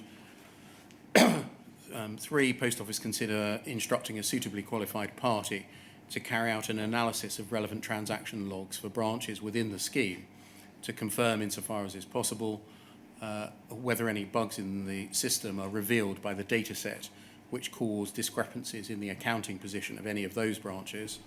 4, Post Office instruct a suitably qualified party to carry out a full review of the use of balancing transactions throughout the lifetime of the Horizon system, insofar as is possible, independently to confirm from Horizon system records the number and circumstances of their use. 5, Post Office instructs a suitably qualified expert to carry out a full review of the controls over and use of the capability of authorized Fujitsu personnel to create, amend, or delete baskets within the sealed audit store throughout the lifetime of the Horizon system, insofar as is possible. Those 2 recommendations, you'll see, are speaking about the lifetime of the Horizon system. Did you understand them at the time to mean literally since Legacy Horizon had started, i.e. about 2000? I can't tell you. Of course, with hindsight, the lifetime thing actually gets to be quite critical, because it turns out that most of the real issues that people experienced were with Legacy Horizon. But I'm not sure that really, you know, that really came through to me as a big thing at the time. Yeah.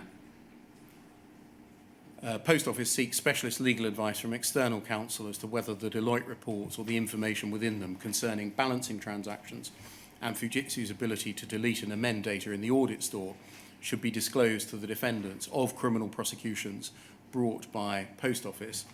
This advice should also address whether disclosure should be made, if it's not been made, to the CCRC. Again, upon reading this, you wouldn't have had any reason to reject the recommendations. No. They seem reasonable and sensible. They seem reasonable and sensible. And they're grounded in the body of the text that preceded them. I mean, I absolutely, yeah. If we go forwards, please, to 64.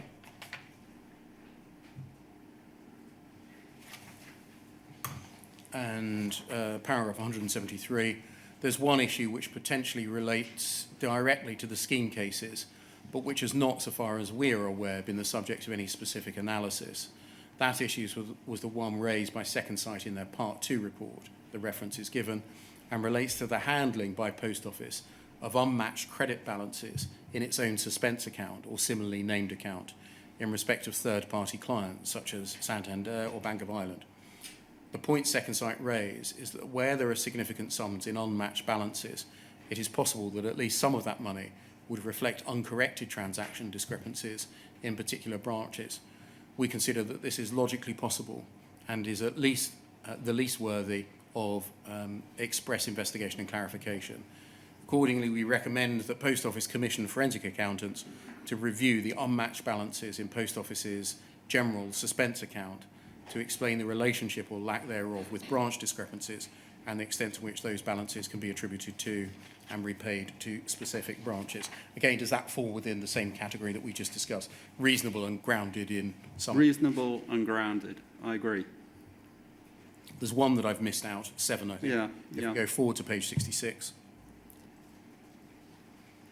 Number 7, Post Office should cross-reference specific complaints about misleading advice from MBSC call handlers with the possible employees who provided that advice and consider their personnel files where available for evidence as to the likelihood that the complaint may be well-founded. So if we just go back to 65 and pan out. The recommendations 1 to 5 are collected together in a summary, and then over the page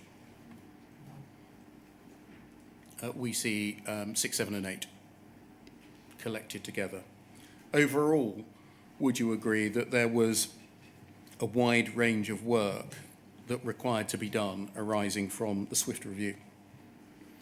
Yes, I think we were talking earlier about, the terms of reference and whether it was correctly structured. But actually, I feel with hindsight, again, that Swift was not a perfect piece of work, but it wasn't a bad piece of work, and it yielded some good recommendations. Would you agree that the review raised significant reputational issues for the Post Office in the light of what it uncovered and the recommendations that it made? I think there were some issues that definitely needed addressing pretty urgently. And what Yeah. about my question, Mr. Parker? Yeah, no, I think that's a fair, these are all matters with some reputational impact potentially. Significant reputational issues for Post Office was how I formulated it, if this was publicly disclosed. Yeah, I'm not going to argue about the language. These are important matters, yeah. Sometimes it's important, though, the language. Yes, no, I think you're absolutely right. Let's say reputational issues, yeah, matters. You had a decision to make, that can come down, thank you, as to with whom the report should be shared, correct? Yes. When the report landed on your desk, in your inbox, more likely, did you have a view as to with whom it should be shared, if anyone? That's a very interesting question. So to go back into the history of this thing, it was always envisaged that the Swift review would be legally privileged. And I think that was explained. I haven't got the papers to hand, but somehow it was envisaged that it would be a report from a QC at the time, and it would be legally privileged. Just stopping there. Yeah. The report on its face is not marked as privileged, is it? No. And the report does not say that it's been provided for the purpose of any ongoing litigation. It doesn't. It doesn't say that it was provided for the purposes of obtaining legal advice, does it? No, but whatever was actually on the report, and I'm not looking at whether it's got. I understood and was advised by General Counsel that it should be legally privileged, and I believe that was understood also by civil servants at the time as well. I may be wrong, but generally it was understood that this would be a piece of legally privileged work with a view, once the recommendations had been carried forward, to being shared more widely. That was my understanding of it. You said that there was an assumption. Who held that assumption? When you say... An assumption that the report would be legally privileged was one of the things that you said. Who held that assumption? That's quite an interesting question. And I'm not sure I've got a ready answer to it. All I can tell you is that my recollection, and certainly what I understood, was that the report would be legally privileged. That was the advice that I received at the time. Was that advice orally or in writing? I can't confirm whether it was oral or in writing, but I certainly understood that to be the case. Who gave you the advice? The General Counsel. Jane MacLeod? Yes.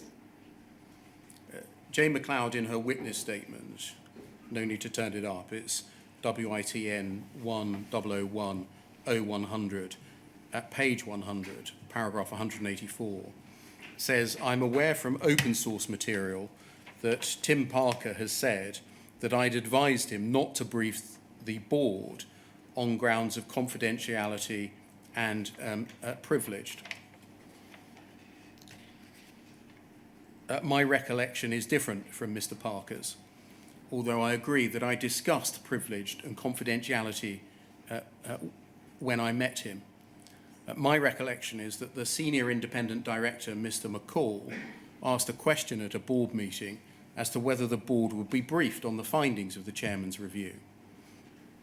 I believe that as a result of that question, I provided an oral briefing to the board as to the scope and findings of the chairman's review, as well as a summary of the further work being undertaken following the chairman's review. Although I've not seen any documents which indicate that the full report was circulated to the board, my recollection is that I advised the board that the full report was available on request. Indeed, that's what she put into her witness statement. And I can only say that I know which particular document it's in, but she advised that the report should be 4 copies, I think, none saved to a hard disk or whatever. And it was clear, I'm sure, she told me, and my recollection, I don't think is wrong, that this was going to be a legally privileged report, and that's why it was restricted to 4 copies only that were held within the legal department. And her comment, I mean, the other point to make, I suppose, is, because this is of interest, is that there was no intention to hide the report as such. People knew about the report, but it was a legally privileged document. And again, it's one of my regrets is that I got that advice and I took it, and that's essentially how the report was conceived. So it was advice from the General Counsel, Jane MacLeod, directly to you? Yes, and that sort of privilege... Yes, I beg your pardon. The report, the SWIFT report, was a legally privileged document. That was certainly my understanding at the time, and I believe in communications with the UKGI, it was also made clear... We're going to come to that in a moment. For you, what were the consequences of being advised that the report enjoyed legal privilege? So... What did that mean for you? Yeah, so look, here I am. I've had this report commissioned, right? I've got no history of, I wanted to get some kind of result from it. But then I get this advice. And as I understood it at the time, the report would be legally privileged. The GC and her team, with others, would take forward the recommendations. And when the recommendations were completed, the outputs would then be shared. That was my sort of view, and that's what I expected to happen. The fact that you were advised that the report was legally privileged, what did you understand as to who that prevented you from sharing the report with? Yeah, I think that, again, this is one of the slightly unsatisfactory elements of the whole thing, is that I felt, erroneously probably it turns out, that legally privileged or legal privileged meant that the report effectively was circumscribed to only the people who were involved in the legal process. Was that something that you were advised by Miss MacLeod, or was that something which you assumed on the basis of being told the report is privileged? I can't tell you for sure, but I think the fact that I was told that the report should only be confined to 4 copies, I certainly took away from that legal privilege implied that it was a report that would be held in a very tightly knit group of people. And these were the 4 people, and they were all people who worked in the GC's department. In practice, did that understanding, I'll call it, that you reached, prevent effective discussion from taking place at the board of the Post Office if members of the board could not see the report? So I think, whilst being aware of the report, I felt it certainly did, yeah. I mean, my view at the time was that, and perhaps this was somewhat naive, that the recommendations would come out pretty quickly. And we would be able to talk about, the report as completed, but that didn't happen, unfortunately. Did you understand from what Jane MacLeod advised you that you were prevented from sharing the report with other board members? I think that was my understanding, yes. What did you understand, if you did understand it, to be the difficulty in sharing a report with other board members who themselves would owe a duty of confidentiality and confidence to the company? I thought, and again, perhaps it betokens a certain lack of experience in this area, that legal privilege meant a restriction on the circulation of the report. And with, what I've read subsequently, was the report meant for me personally, and was it going to be legally privileged for me personally? Could we have shared it? I wish we had, in a way, and I think a suitably redacted version of that was the issue, perhaps could have been shared. And it's just one of those things that at the time I was advised and I took the advice. It's one of the unfortunate aspects to all of this is the extent to which perhaps advice taken from specialists turned out to be something that might have been tested or reviewed in a different way. I'll ask you the direct question. Did Ms. MacLeod tell you that the fact that the report enjoyed privilege prevent you from disclosing it to the board? That was my understanding. Yes, did she advise you directly? I can't confirm one way or another. All I can do is look back and say, look, what possible motive would I have had at the time from hiding this report from my fellow board members, other than receiving advice that I shouldn't share it with my fellow board members? Bear in mind, I had no axe to grind on this. I had no any vested interest in trying to protect the post office or whatever it had done. It was simply the advice I received, and I followed it. As part of the quote from Ms. MacLeod's statement that I read you, she said, my recollection is I advised the board that the full report was available on request. Were you present at any board meeting at which they were told, if you want the report, you only have to ask? Well, I presume that if that's what Jane MacLeod has said, and she attended board meetings, and I can only think of one board meeting that I missed in the whole of my time at the post office, I probably would have been there, yes. Can you recall that being said? It's not reflected in any of the minutes. I can't. What was your understanding as to the fact that the report was said to enjoy legal privilege insofar as distribution of a copy of the report or sharing the contents of the report with the minister or government was?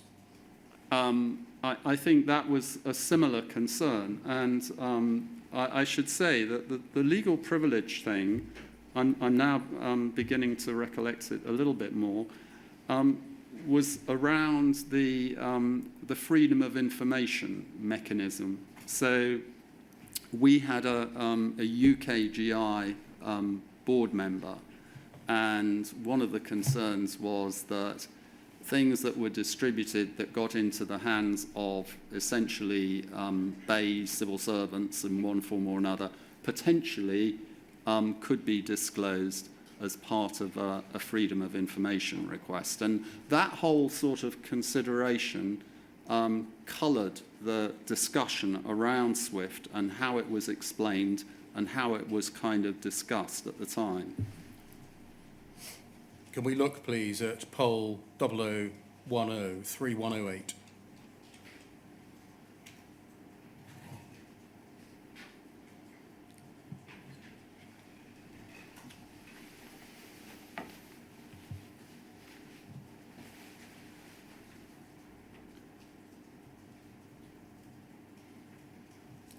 An email before the final report is available.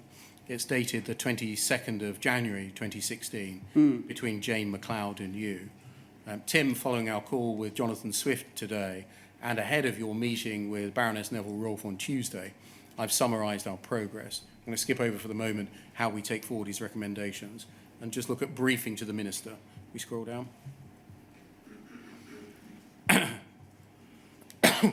We also discussed with Jonathan whether there were any limitations from his perspective on the content of your briefing to the Minister. Jonathan confirmed that there were no limitations from his perspective, although he noted that if a physical or electronic copy were provided, this could result in a loss of legal privilege in connection with the document, recognising that in the absence of privilege, the report could be disclosable under a Freedom of Information request. Is that what you were just referring to? Yeah. Accordingly, our recommendation is that you provide a verbal briefing to the Minister that in response to the question, quote, was there anything further that Post Office should do? Jonathan has made a series of recommendations which have been accepted by the Post Office. 2, these recommendations will be followed up as soon as possible.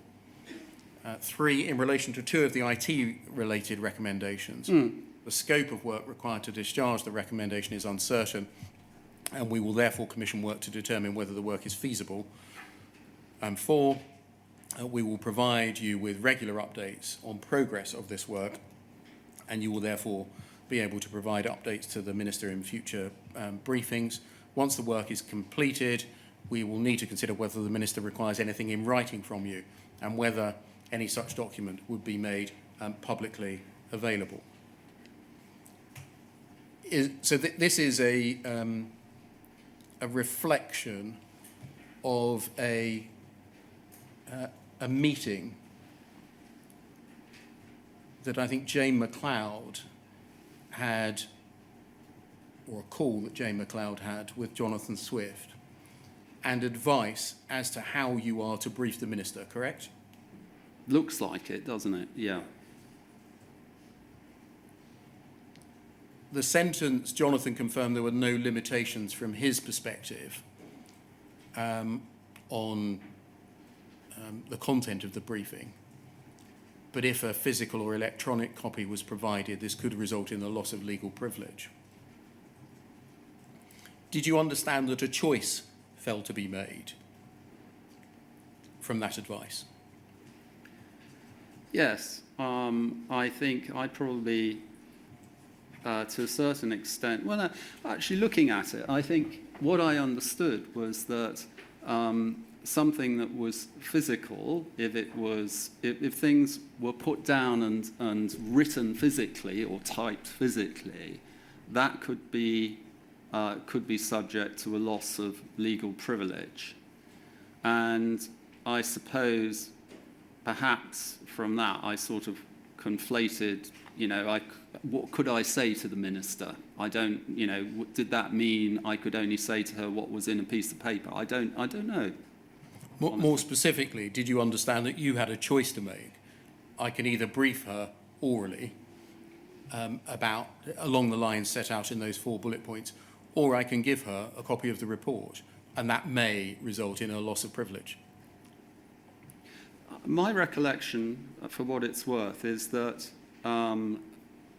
I think we all, including the Minister's civil servants, were kind of not assuming, but felt that this was going to be a document that had legal privilege. So with hindsight, you're right, there was potentially a decision to be made, but we fell into it's legally privileged, so we'll do the verbal briefing instead. Did you realise at the time that there was a choice? I don't think so, if I'm honest.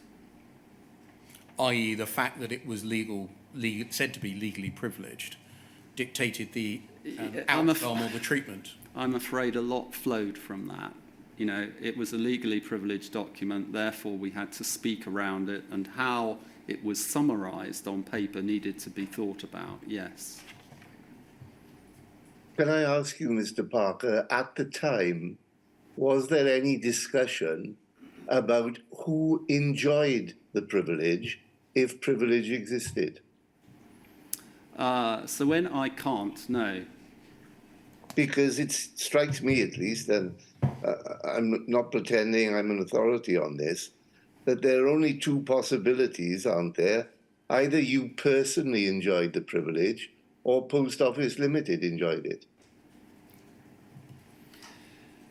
Again, I have to answer you honestly and say my knowledge of legal privilege at the time wasn't sufficiently sophisticated, is probably the best description I can give it, to differentiate between was it privilege to me or was it privilege to Post Office. I just kind of took legal privilege to mean it was kind of privileged, you know, like Yeah, and I'm not really asking you to address your mind to the distinction, as opposed to whether there was any discussion about that distinction. No, not that I can recall.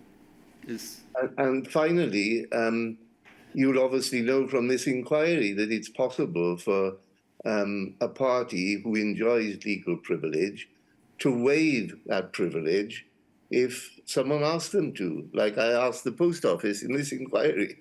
Did anybody, either on the Paul board or in government or civil servants, ask you to waive legal privilege if this document was indeed privileged? I can't confirm that because I can't remember is the honest answer to that question. But the fact that I can only say that, you know, nothing happened in that regard, and it doesn't stick in my mind as a topic that was raised at the time. So on the state of the evidence at the moment, and things may change, obviously, because we're going to hear from people who may have a view of this, but at the moment, there's nothing to suggest that anyone asked that there be a waiver of privilege. From my recollection, the answer to that is no. Fine. And a related question to that, Mr. Parker, did you inform Baroness Neville-Rolfe, the Minister, or anyone else within the department or SHIEX, that you wouldn't be providing government with a copy of the report because that was on the basis of legal advice received, that doing so could result in a loss of privilege? So not only was that the reason for acting, that was the explanation given. Yeah. So all I can tell you is that I'm not sure what the Minister was told exactly, but I have this report and I have absolutely no reason not to show this to people. I've got no vested interest, and so I conclude, looking back, that I must have felt that the advice that I'd been given was not to share the report physically with the Minister. But you've got no recollection whether that was explained in terms? I haven't, no. Thank you. So it's 25 past now. Can we take the second morning break until 25 to? Yes, of course. Yes, of course.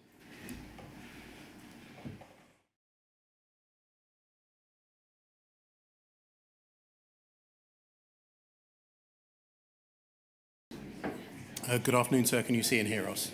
Yes, thank you. Thank you. Mr. Parker, can we just look at some documents that were created years later Yeah. in 2020, which speak to the issues that we're currently discussing. Starting by looking at UKGI 301 1785.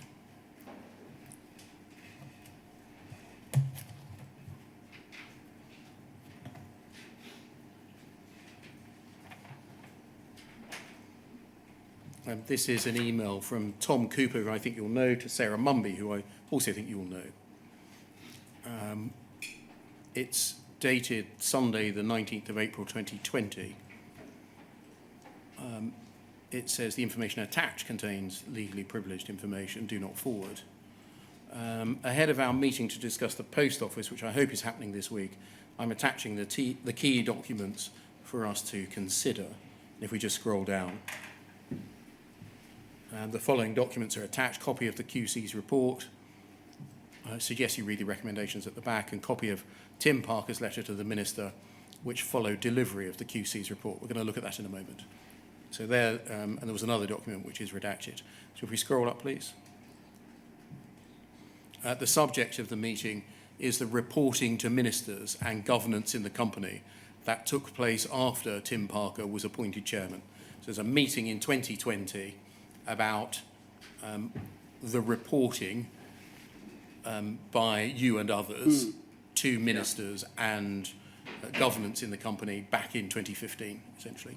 The minister at the time was Baroness Neville Rolfe, who asked him to appoint a QC to review the handling of the Horizon IT dispute. That's not entirely accurate, is it? She didn't ask you to appoint a QC. No, that's not entirely accurate. You're right. And satisfy himself that issues have been handled appropriately. That's more accurate. That's more accurate. Yeah. Then scroll down. Following documents are attached. It says in the penultimate paragraph, in addition to the above, it seems that neither the QC's report nor the existence or conclusions of the follow-up work commissioned to deal with the QC's report were known to the board of the company or to BEIS. Is that accurate on your understanding? Not entirely, I don't think. I think in relation to the board, although they didn't see a copy of the SWIFT report, I'm pretty sure that Paula Venables summarised the recommendations. We're going to come to that in a moment. I think so. And I think also that, as Jane McLeod said in her evidence, she provided a briefing. So I think it's not quite true to say they were unaware of the existence or the conclusions of the board. And I would say BEIS, well, BEIS certainly knew about the report, I think. Obviously they didn't see it, but I think they were aware of it, yes. The word existence seems to apply to the follow-up work rather than the report itself. Nor the existence or conclusions of the follow-up work. Of the follow-up work.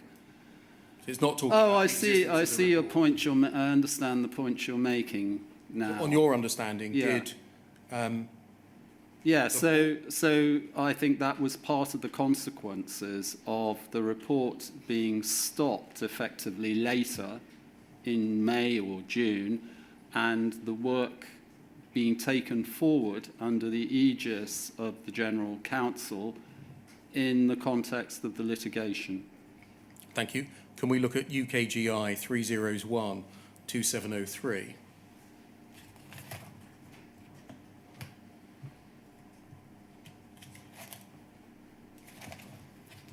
This is seemingly a meeting later in the year, this email refers to, again circulating within UKGI on the 16th of September 2020. It's not a communication to you, but it's about you. And I want to ask you some questions. Ahead of our call this afternoon, this is just to update you, that Ken McCall, the Senior Independent Director, I think the SID is that correct? Yeah, the SID, yeah. Has confirmed that having spoken to other members of the board as he deemed appropriate, he does not think it is appropriate to take any action in relation to Tim Parker's decision-making around the QC's review in 2015 of Pole's handling of the Horizon complaints. His rationale is the same as reported previously. Ken, that's Ken McCall, believes Tim, you, made a significant error of judgment in accepting legal advice that the QC's report and, as a consequence, the follow-up work should not be shared with the board. Firstly, was that put to you that you had made a significant error of judgment in accepting advice that the report and therefore the follow-up work should not be shared with the board? At what point in time? At any point in time. I'm not entirely sure anybody has put this point to me, actually. I think certainly when Tom Cooper became aware of it, I think he probably had a discussion with Ken McCall, and this was the output of the discussion. But I can't recall anybody coming up to me in the corridor and saying, hey, Tim, you know, looking back 9 years, you made a bit of a decision that was wrong. We think it's a significant error of judgment. Are you just about scrape by and cling on to your job here? No, nobody said that. Never mind corridors. Was there anything more formal? No. And it would have been 5 years, not 9. 5 years. Was there anything more formal in which, by which you were chastised, essentially, Not that I for can, your decision? Not that I can recall, but sometimes unpleasant events are put out of one's mind. So I might have got this wrong, but I don't think so. That's a different issue, whether you got it wrong. Well, I might have got it wrong in terms of do I remember it? That's I see. the point I'm making, yeah. The email continues. He has some sympathy, that's Ken McCall, has some sympathy with the fact that you would have had to take a very strong position against the legal advice at the initial stage of his tenure to achieve a different outcome. Overall, Ken McCall's view is that you have been a strong force for positive change at the company while you have been chairman, and it would be unfair and disproportionate to take action over this specific issue. I haven't asked him to put any of this in writing or come in to meet ministers or officials to discuss. This is an option if the decision is to take this further at our call. Was that explained to you, that an option was to take formal action against you, but on balance a decision was taken not to do so because this was early in your tenure? You would have had to have taken a strong position to go against legal advice that you received, and that overall you have been a positive force for change? The answer is, and again, I'm searching my recollection here because I don't want to give you an answer that isn't true.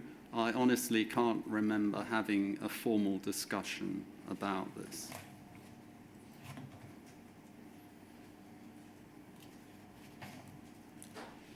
Can I say something about this? Because yeah, sure. I do feel it's quite a fine hindsight judgment to have made that this is a significant error of judgment. I think that SWIFT was something which produced some good consequences. The first recommendation, the second recommendation, the seventh recommendation, and ultimately the eighth recommendation were followed through. The work, which no doubt we will discuss later in Bramble, was also substantially followed through and informed the Post Office's litigation. And so I fully accept that had SWIFT been discussed at the board, it may have led to a different approach to the litigation. But I should say that it remains my view to today that once the litigation has started, or had started, and although I think we'll see it wasn't necessarily handled in the best and cooperative manner, the litigation, the GLO, ultimately proved to be a comprehensive, what's the best word I can find? A comprehensive settlement of a lot of very complex issues.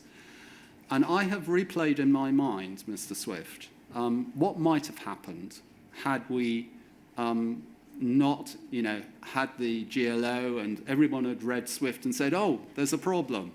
The problem is that, our contract with the sub-postmasters is completely wrong. So we better tear it all up. And somebody had said, oh, by the way, the computer system's got a lot of bugs and it's unreliable. And I've replayed in my mind exactly what might have happened then, which is that we would have gone to our paymasters, the government, and said, we've got a slight problem. Our contract that we've had for a long time is not fair.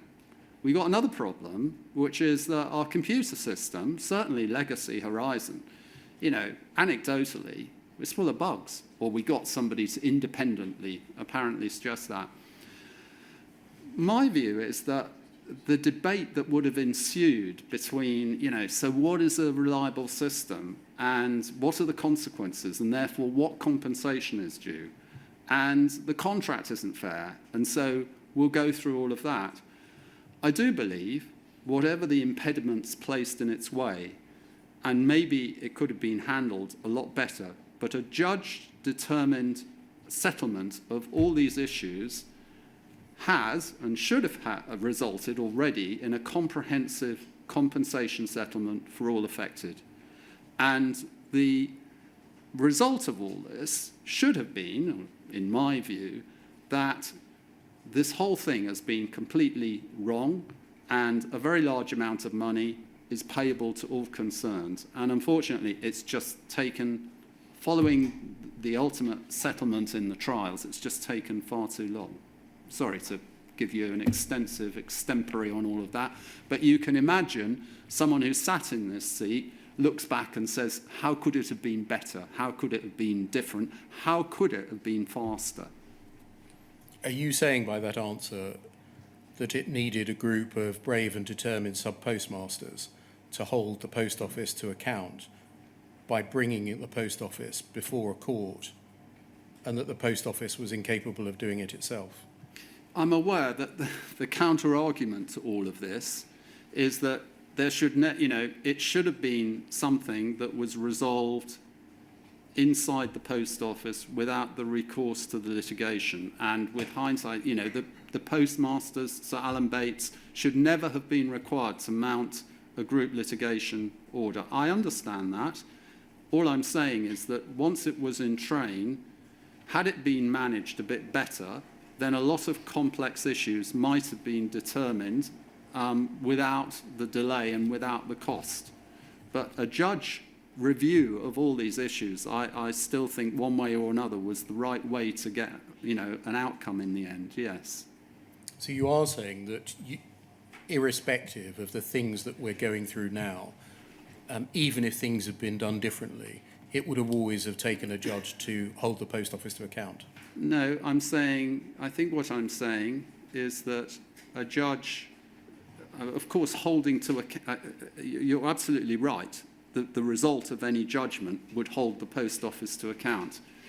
All I'm saying is that it would have been, in my view, practically speaking, although I can perfectly accept this isn't the right outcome, but given where we got to, trying to see if this could have been managed internally to the same result, I'm not sure.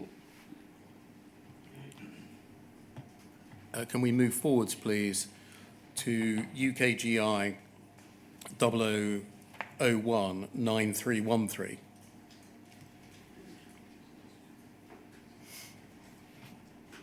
This appears to be, Mr. Parker, the culmination of those meetings that we've just read about happening in the emails, discussion over what to do with you about your conduct in 2015, 2016 concerning the Swift review. It's a letter directly to you from Sarah Mumby, then Permanent Secretary at BEIS. dear Tim, as part of our preparation for the Base Select Committee hearing, which has been scheduled for March, we received from the Post Office a copy of the report prepared by Jonathan Swift that was commissioned by you at Baroness Neville Rolfe's request after your appointment as chair in 2015. We understand from the work done recently by the company and its advisors to look at the history of Horizon that the findings and recommendations by Jonathan Swift were not shared with the Post Office Board, the rest of the Post Office Board. We understand that you were advised at the time by the Post Office's General Counsel that for reasons of confidentiality and preserving legal privilege in the circulation of the report should be strictly controlled. That sentence there accords with what you've told us today, doesn't it? I think it does, yeah. Nevertheless, given the background of parliamentary interest, the fact that your review was commissioned by the minister responsible for the Post Office, and the potential significance of the recommendations made by Jonathan Swift, we consider it was a mistake not to have ensured that the whole board had an opportunity to see and discuss the detail of its findings and agree what any next step should be. With hindsight, this information should have been seen by the board, and we're disappointed that it wasn't.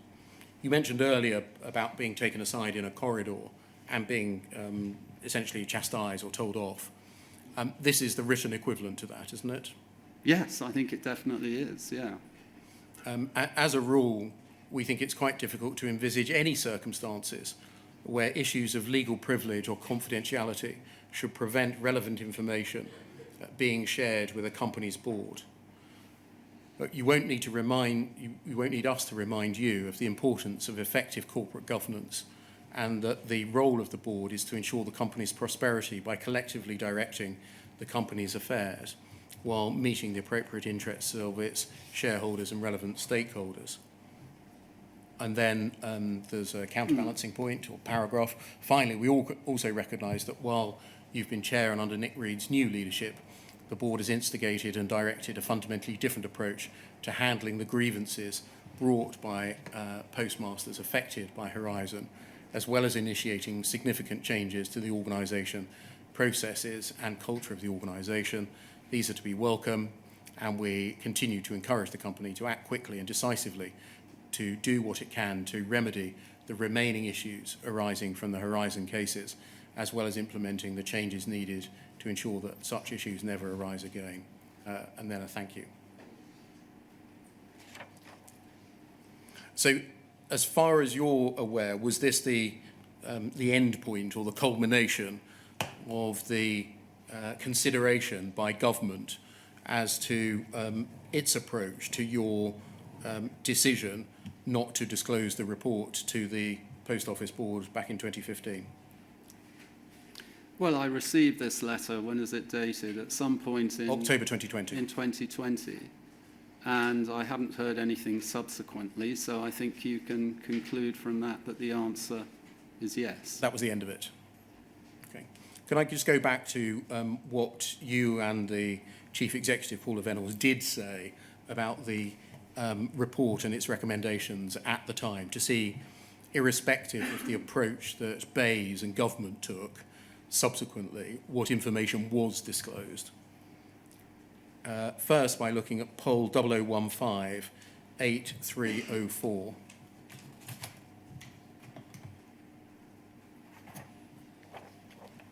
And by the way, may I say something on this letter before Absolutely. we move on? Can we just Go back to the first page. scroll back to the Yes. first page, if that's all right? And then scroll down. Okay, so let me, I think again, at the risk of sounding a little boring on the subject, I think it's important to place what I would accept with hindsight was a misjudgment in context. Thank you. So the first point to note is that I'm not a lawyer, and I received very strong legal advice, which I took. The second point is that I did that in good faith. I had no reason to deliberately hide this thing or chuck it into the long grass.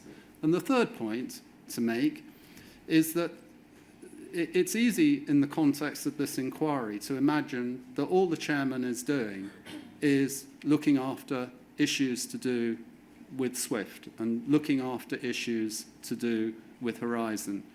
And I have to keep reminding you that that is not the case. There's an awful lot going on in this business and an awful lot of stuff that needs addressing. So having had, slap over the wrists from this, I can perfectly see the response, but I think I'd just like you to bear in mind that there is context to these things, and it's sometimes easy to overlook that. I think that context should include that when you started working as chairman, you were working for 1.5 days, a minimum of 1.5 days a week. We can get into a discussion about what makes an effective time allocation. I was just asking the simple question, Mr. Parker. When you started, you were on a minimum of 1.5 days a week. Are you asking me that as a question of fact, are you? Yes. Yes. And then also a question of fact. In November 2017, you asked for that to be reduced to 2 days a month, didn't you? I did. Can I also, as you've asked the question about time, just explain to you a little bit about the perspective of being a chair and time and what makes an effective chair? Based on the experience that I've had. So being a chair is about a number of different things, and it certainly is about time spent in a business, but it's also about the capacity to understand business problems and the capacity to strike up effective relationships with the key people in a business, especially the CEO. So you asked the question immediately after this about time, with a slight implication, I suspect, maybe wrongly, that somehow what happened here was the result of me not spending enough time at the post office. And I would certainly rebut that suggestion. I would say that I was a very active, energetic chair who took a lot of time and spent time with people to understand the business. And I certainly don't think the time, 1.5 days or whatever it is, was the reason why I made this error of judgment with hindsight. Can we go back to the note, please, at poll 0015-8304? This was the note I was going to move to look at what was said by you and the Chief Executive about the SWIFT review at the time.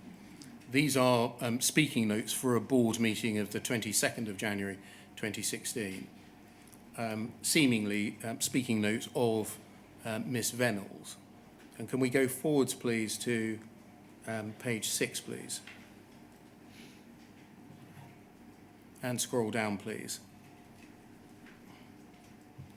Thank you. Just there, Sparrow, Chairman's Review. So remember, this is 22nd of January 2016, before the formal report was received on the 8th, or the final report was received on the 8th of February. Jonathan Swift and Christopher Knight, the barristers advising Tim Parker on the adequacy of scheme processes, shared their draft report with the chairman last week. The report sets out a limited number of recommendations, and Post Office will, where possible, take these forward to demonstrate the highest possible standards of rigour and fairness in the handling of the Horizon-related complaints. Is this the kind of information, to your recollection, that was provided to the board, i.e. the extent of the information provided to the board about the contents and recommendations of the SWIFT review? I think she also had a table of the recommendations, but that's it, yeah. Was it your view that the report did set out only a limited number of recommendations? The way it's put there, it's sort of fairly kind of benign. I mean, it set out 8 recommendations, I mean, it depends on your language, doesn't it? I mean, it might be said that underplays the overall I outcome. think that's you could say it's a limited number because there aren't many, or you could say it's kind of gives the impression there's not much going on. Yeah. Let's just look at what the Minister was told, UKGI 406482.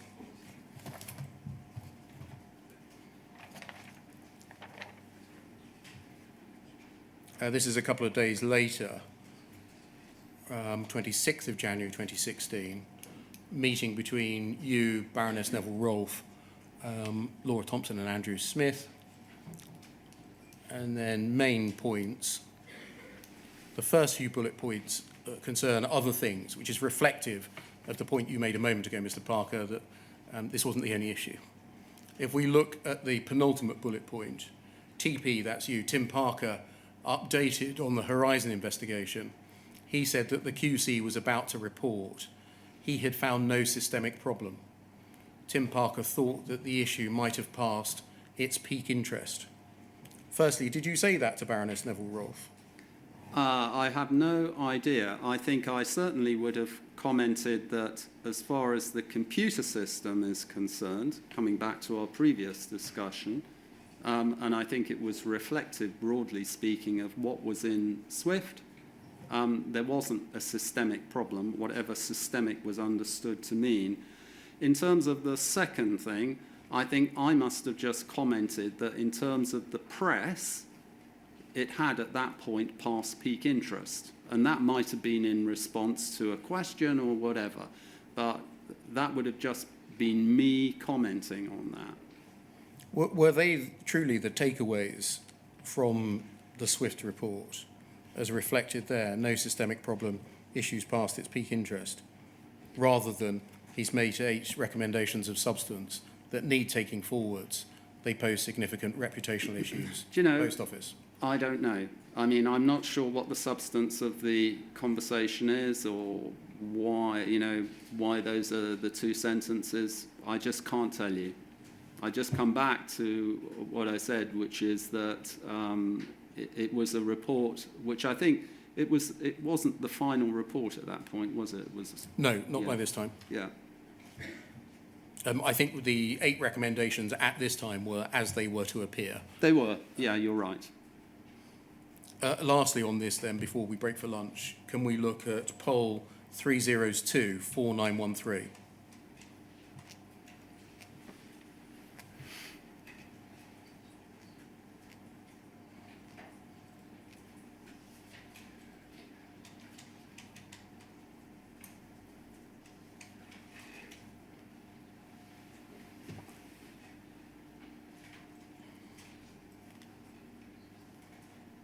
Thank you. This is a formal letter that you sent to Baroness Neville-Rolfe on the 4th of March 2016. We were looking previously at a board meeting in January and a meeting with Baroness Neville-Rolfe in January. This is therefore after the 8th of February 2016 final report had been provided. And you say, at our meeting on the 26th of January 2016, that's the one we just referred to, I provided you with an update on the work I've undertaken with the assistance of Jonathan Swift and Christopher Knight, both of 11 KBW chambers, to review the Post Office's handling of complaints made by sub-postmasters about the operation of the Horizon software system. I now write to set out further information about the approach to the review, the scope of work undertaken so far, and my initial findings. I also outline my plans to bring the work to a conclusion. Before doing so, I wish to stress that this update and the work which underpins it reports on the legal advice I'm currently receiving and is accordingly subject to legal professional privilege and provided in confidence. What does that mean, that sentence? I, again, followed the suggested text around legal advice, and there was this concern, which I think I've highlighted, around, anything that goes into the hands of ministers and civil servants is potentially disclosable under freedom of information. And that seemed to be a concern that generally coloured discussions of this thing. In fairness to you, this was a letter drafted for you by Miss MacLeod, and the draft of the letter was itself reviewed by Mr. Swift before it was signed. And I think you were told by General Counsel that the letter had been amended to reflect amendments that he had suggested. You cover that off in your witness statement. That's Paragraph 65. exactly the case, yeah.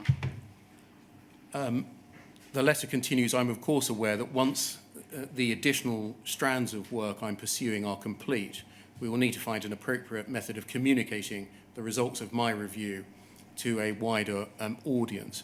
In the first paragraph, you refer to my initial findings, and in the second paragraph, you refer to my review. Had you made any findings, and had you conducted a review? I think that's a little semantic. I mean, it was conducted on my behalf, and whether I sort of finessed the thing to suggest it was only me or my review, I certainly took responsibility for it, which is the main point, I suspect. The purpose of asking the question was not to delve into semantics, but was to understand whether you understood this to be your findings and your review, and whether you had the opportunity to disagree with anything that Mr. Swift had recommended. I think it's fair to say that, as I discussed earlier this morning, I thought the Swift report was a good piece of work, and it came out with some good, sensible recommendations which I supported. And I did discuss the report with Jonathan Swift, and so at that point I'm sure I felt happy and willing to take ownership of it. You say under scope of the review, my objectives were as follows, and then you set out the essentially the term of reference. And then if we go over the page, please. There is then, over the course of 4 pages, a summary of the headline findings of the review and the recommendations made against each of them. So to that extent, the government was informed of headline findings. I'm not going to go through each of them now, and the recommendations made. If we go to the last page, please, page 4, if we just scroll through to, rather than, so you can, and others can see the detail that was included in the letter going to government. Thank you, stop there. Under next steps, I've commissioned independent persons to undertake the necessary work. I'm satisfied that they meet the standards of expertise and independence appropriate to the tasks. I share your aim that matters should be drawn to a conclusion as soon as possible, consistent with the need for the work that remains to be done to a high standard. I hope you understand that, particularly in relation to the further testing of the Horizon system, this work may take some time, maybe a report in May. And then skipping a paragraph, 2 matters. As I've noted above, a number of sub-postmasters have made applications to the CCRC for the circumstances of their convictions to be looked into with a view to those cases being brought back to the Court of Appeal. That work's ongoing. Second, JFSA is reported to receive funding to instigate civil proceedings against the Post Office. Time of writing, no claim has been issued, nor any letter of claim received. So overall, you were, I think, advised to write a letter of this length and detail. Is that right? Yes. And therefore happy that this information was not itself information which would lose privilege. That's quite an interesting point, and I think my sense is that this letter was written. Yeah, I mean, it's quite a good summary. I agree, but I think that it's probably trying to go as far as possible to outline Swift without necessarily handing the report over. Thank you. So it's 1:10. Can we break now, please, to 2 o'clock? Yes, of course. Thank you very much, sir. Thank you.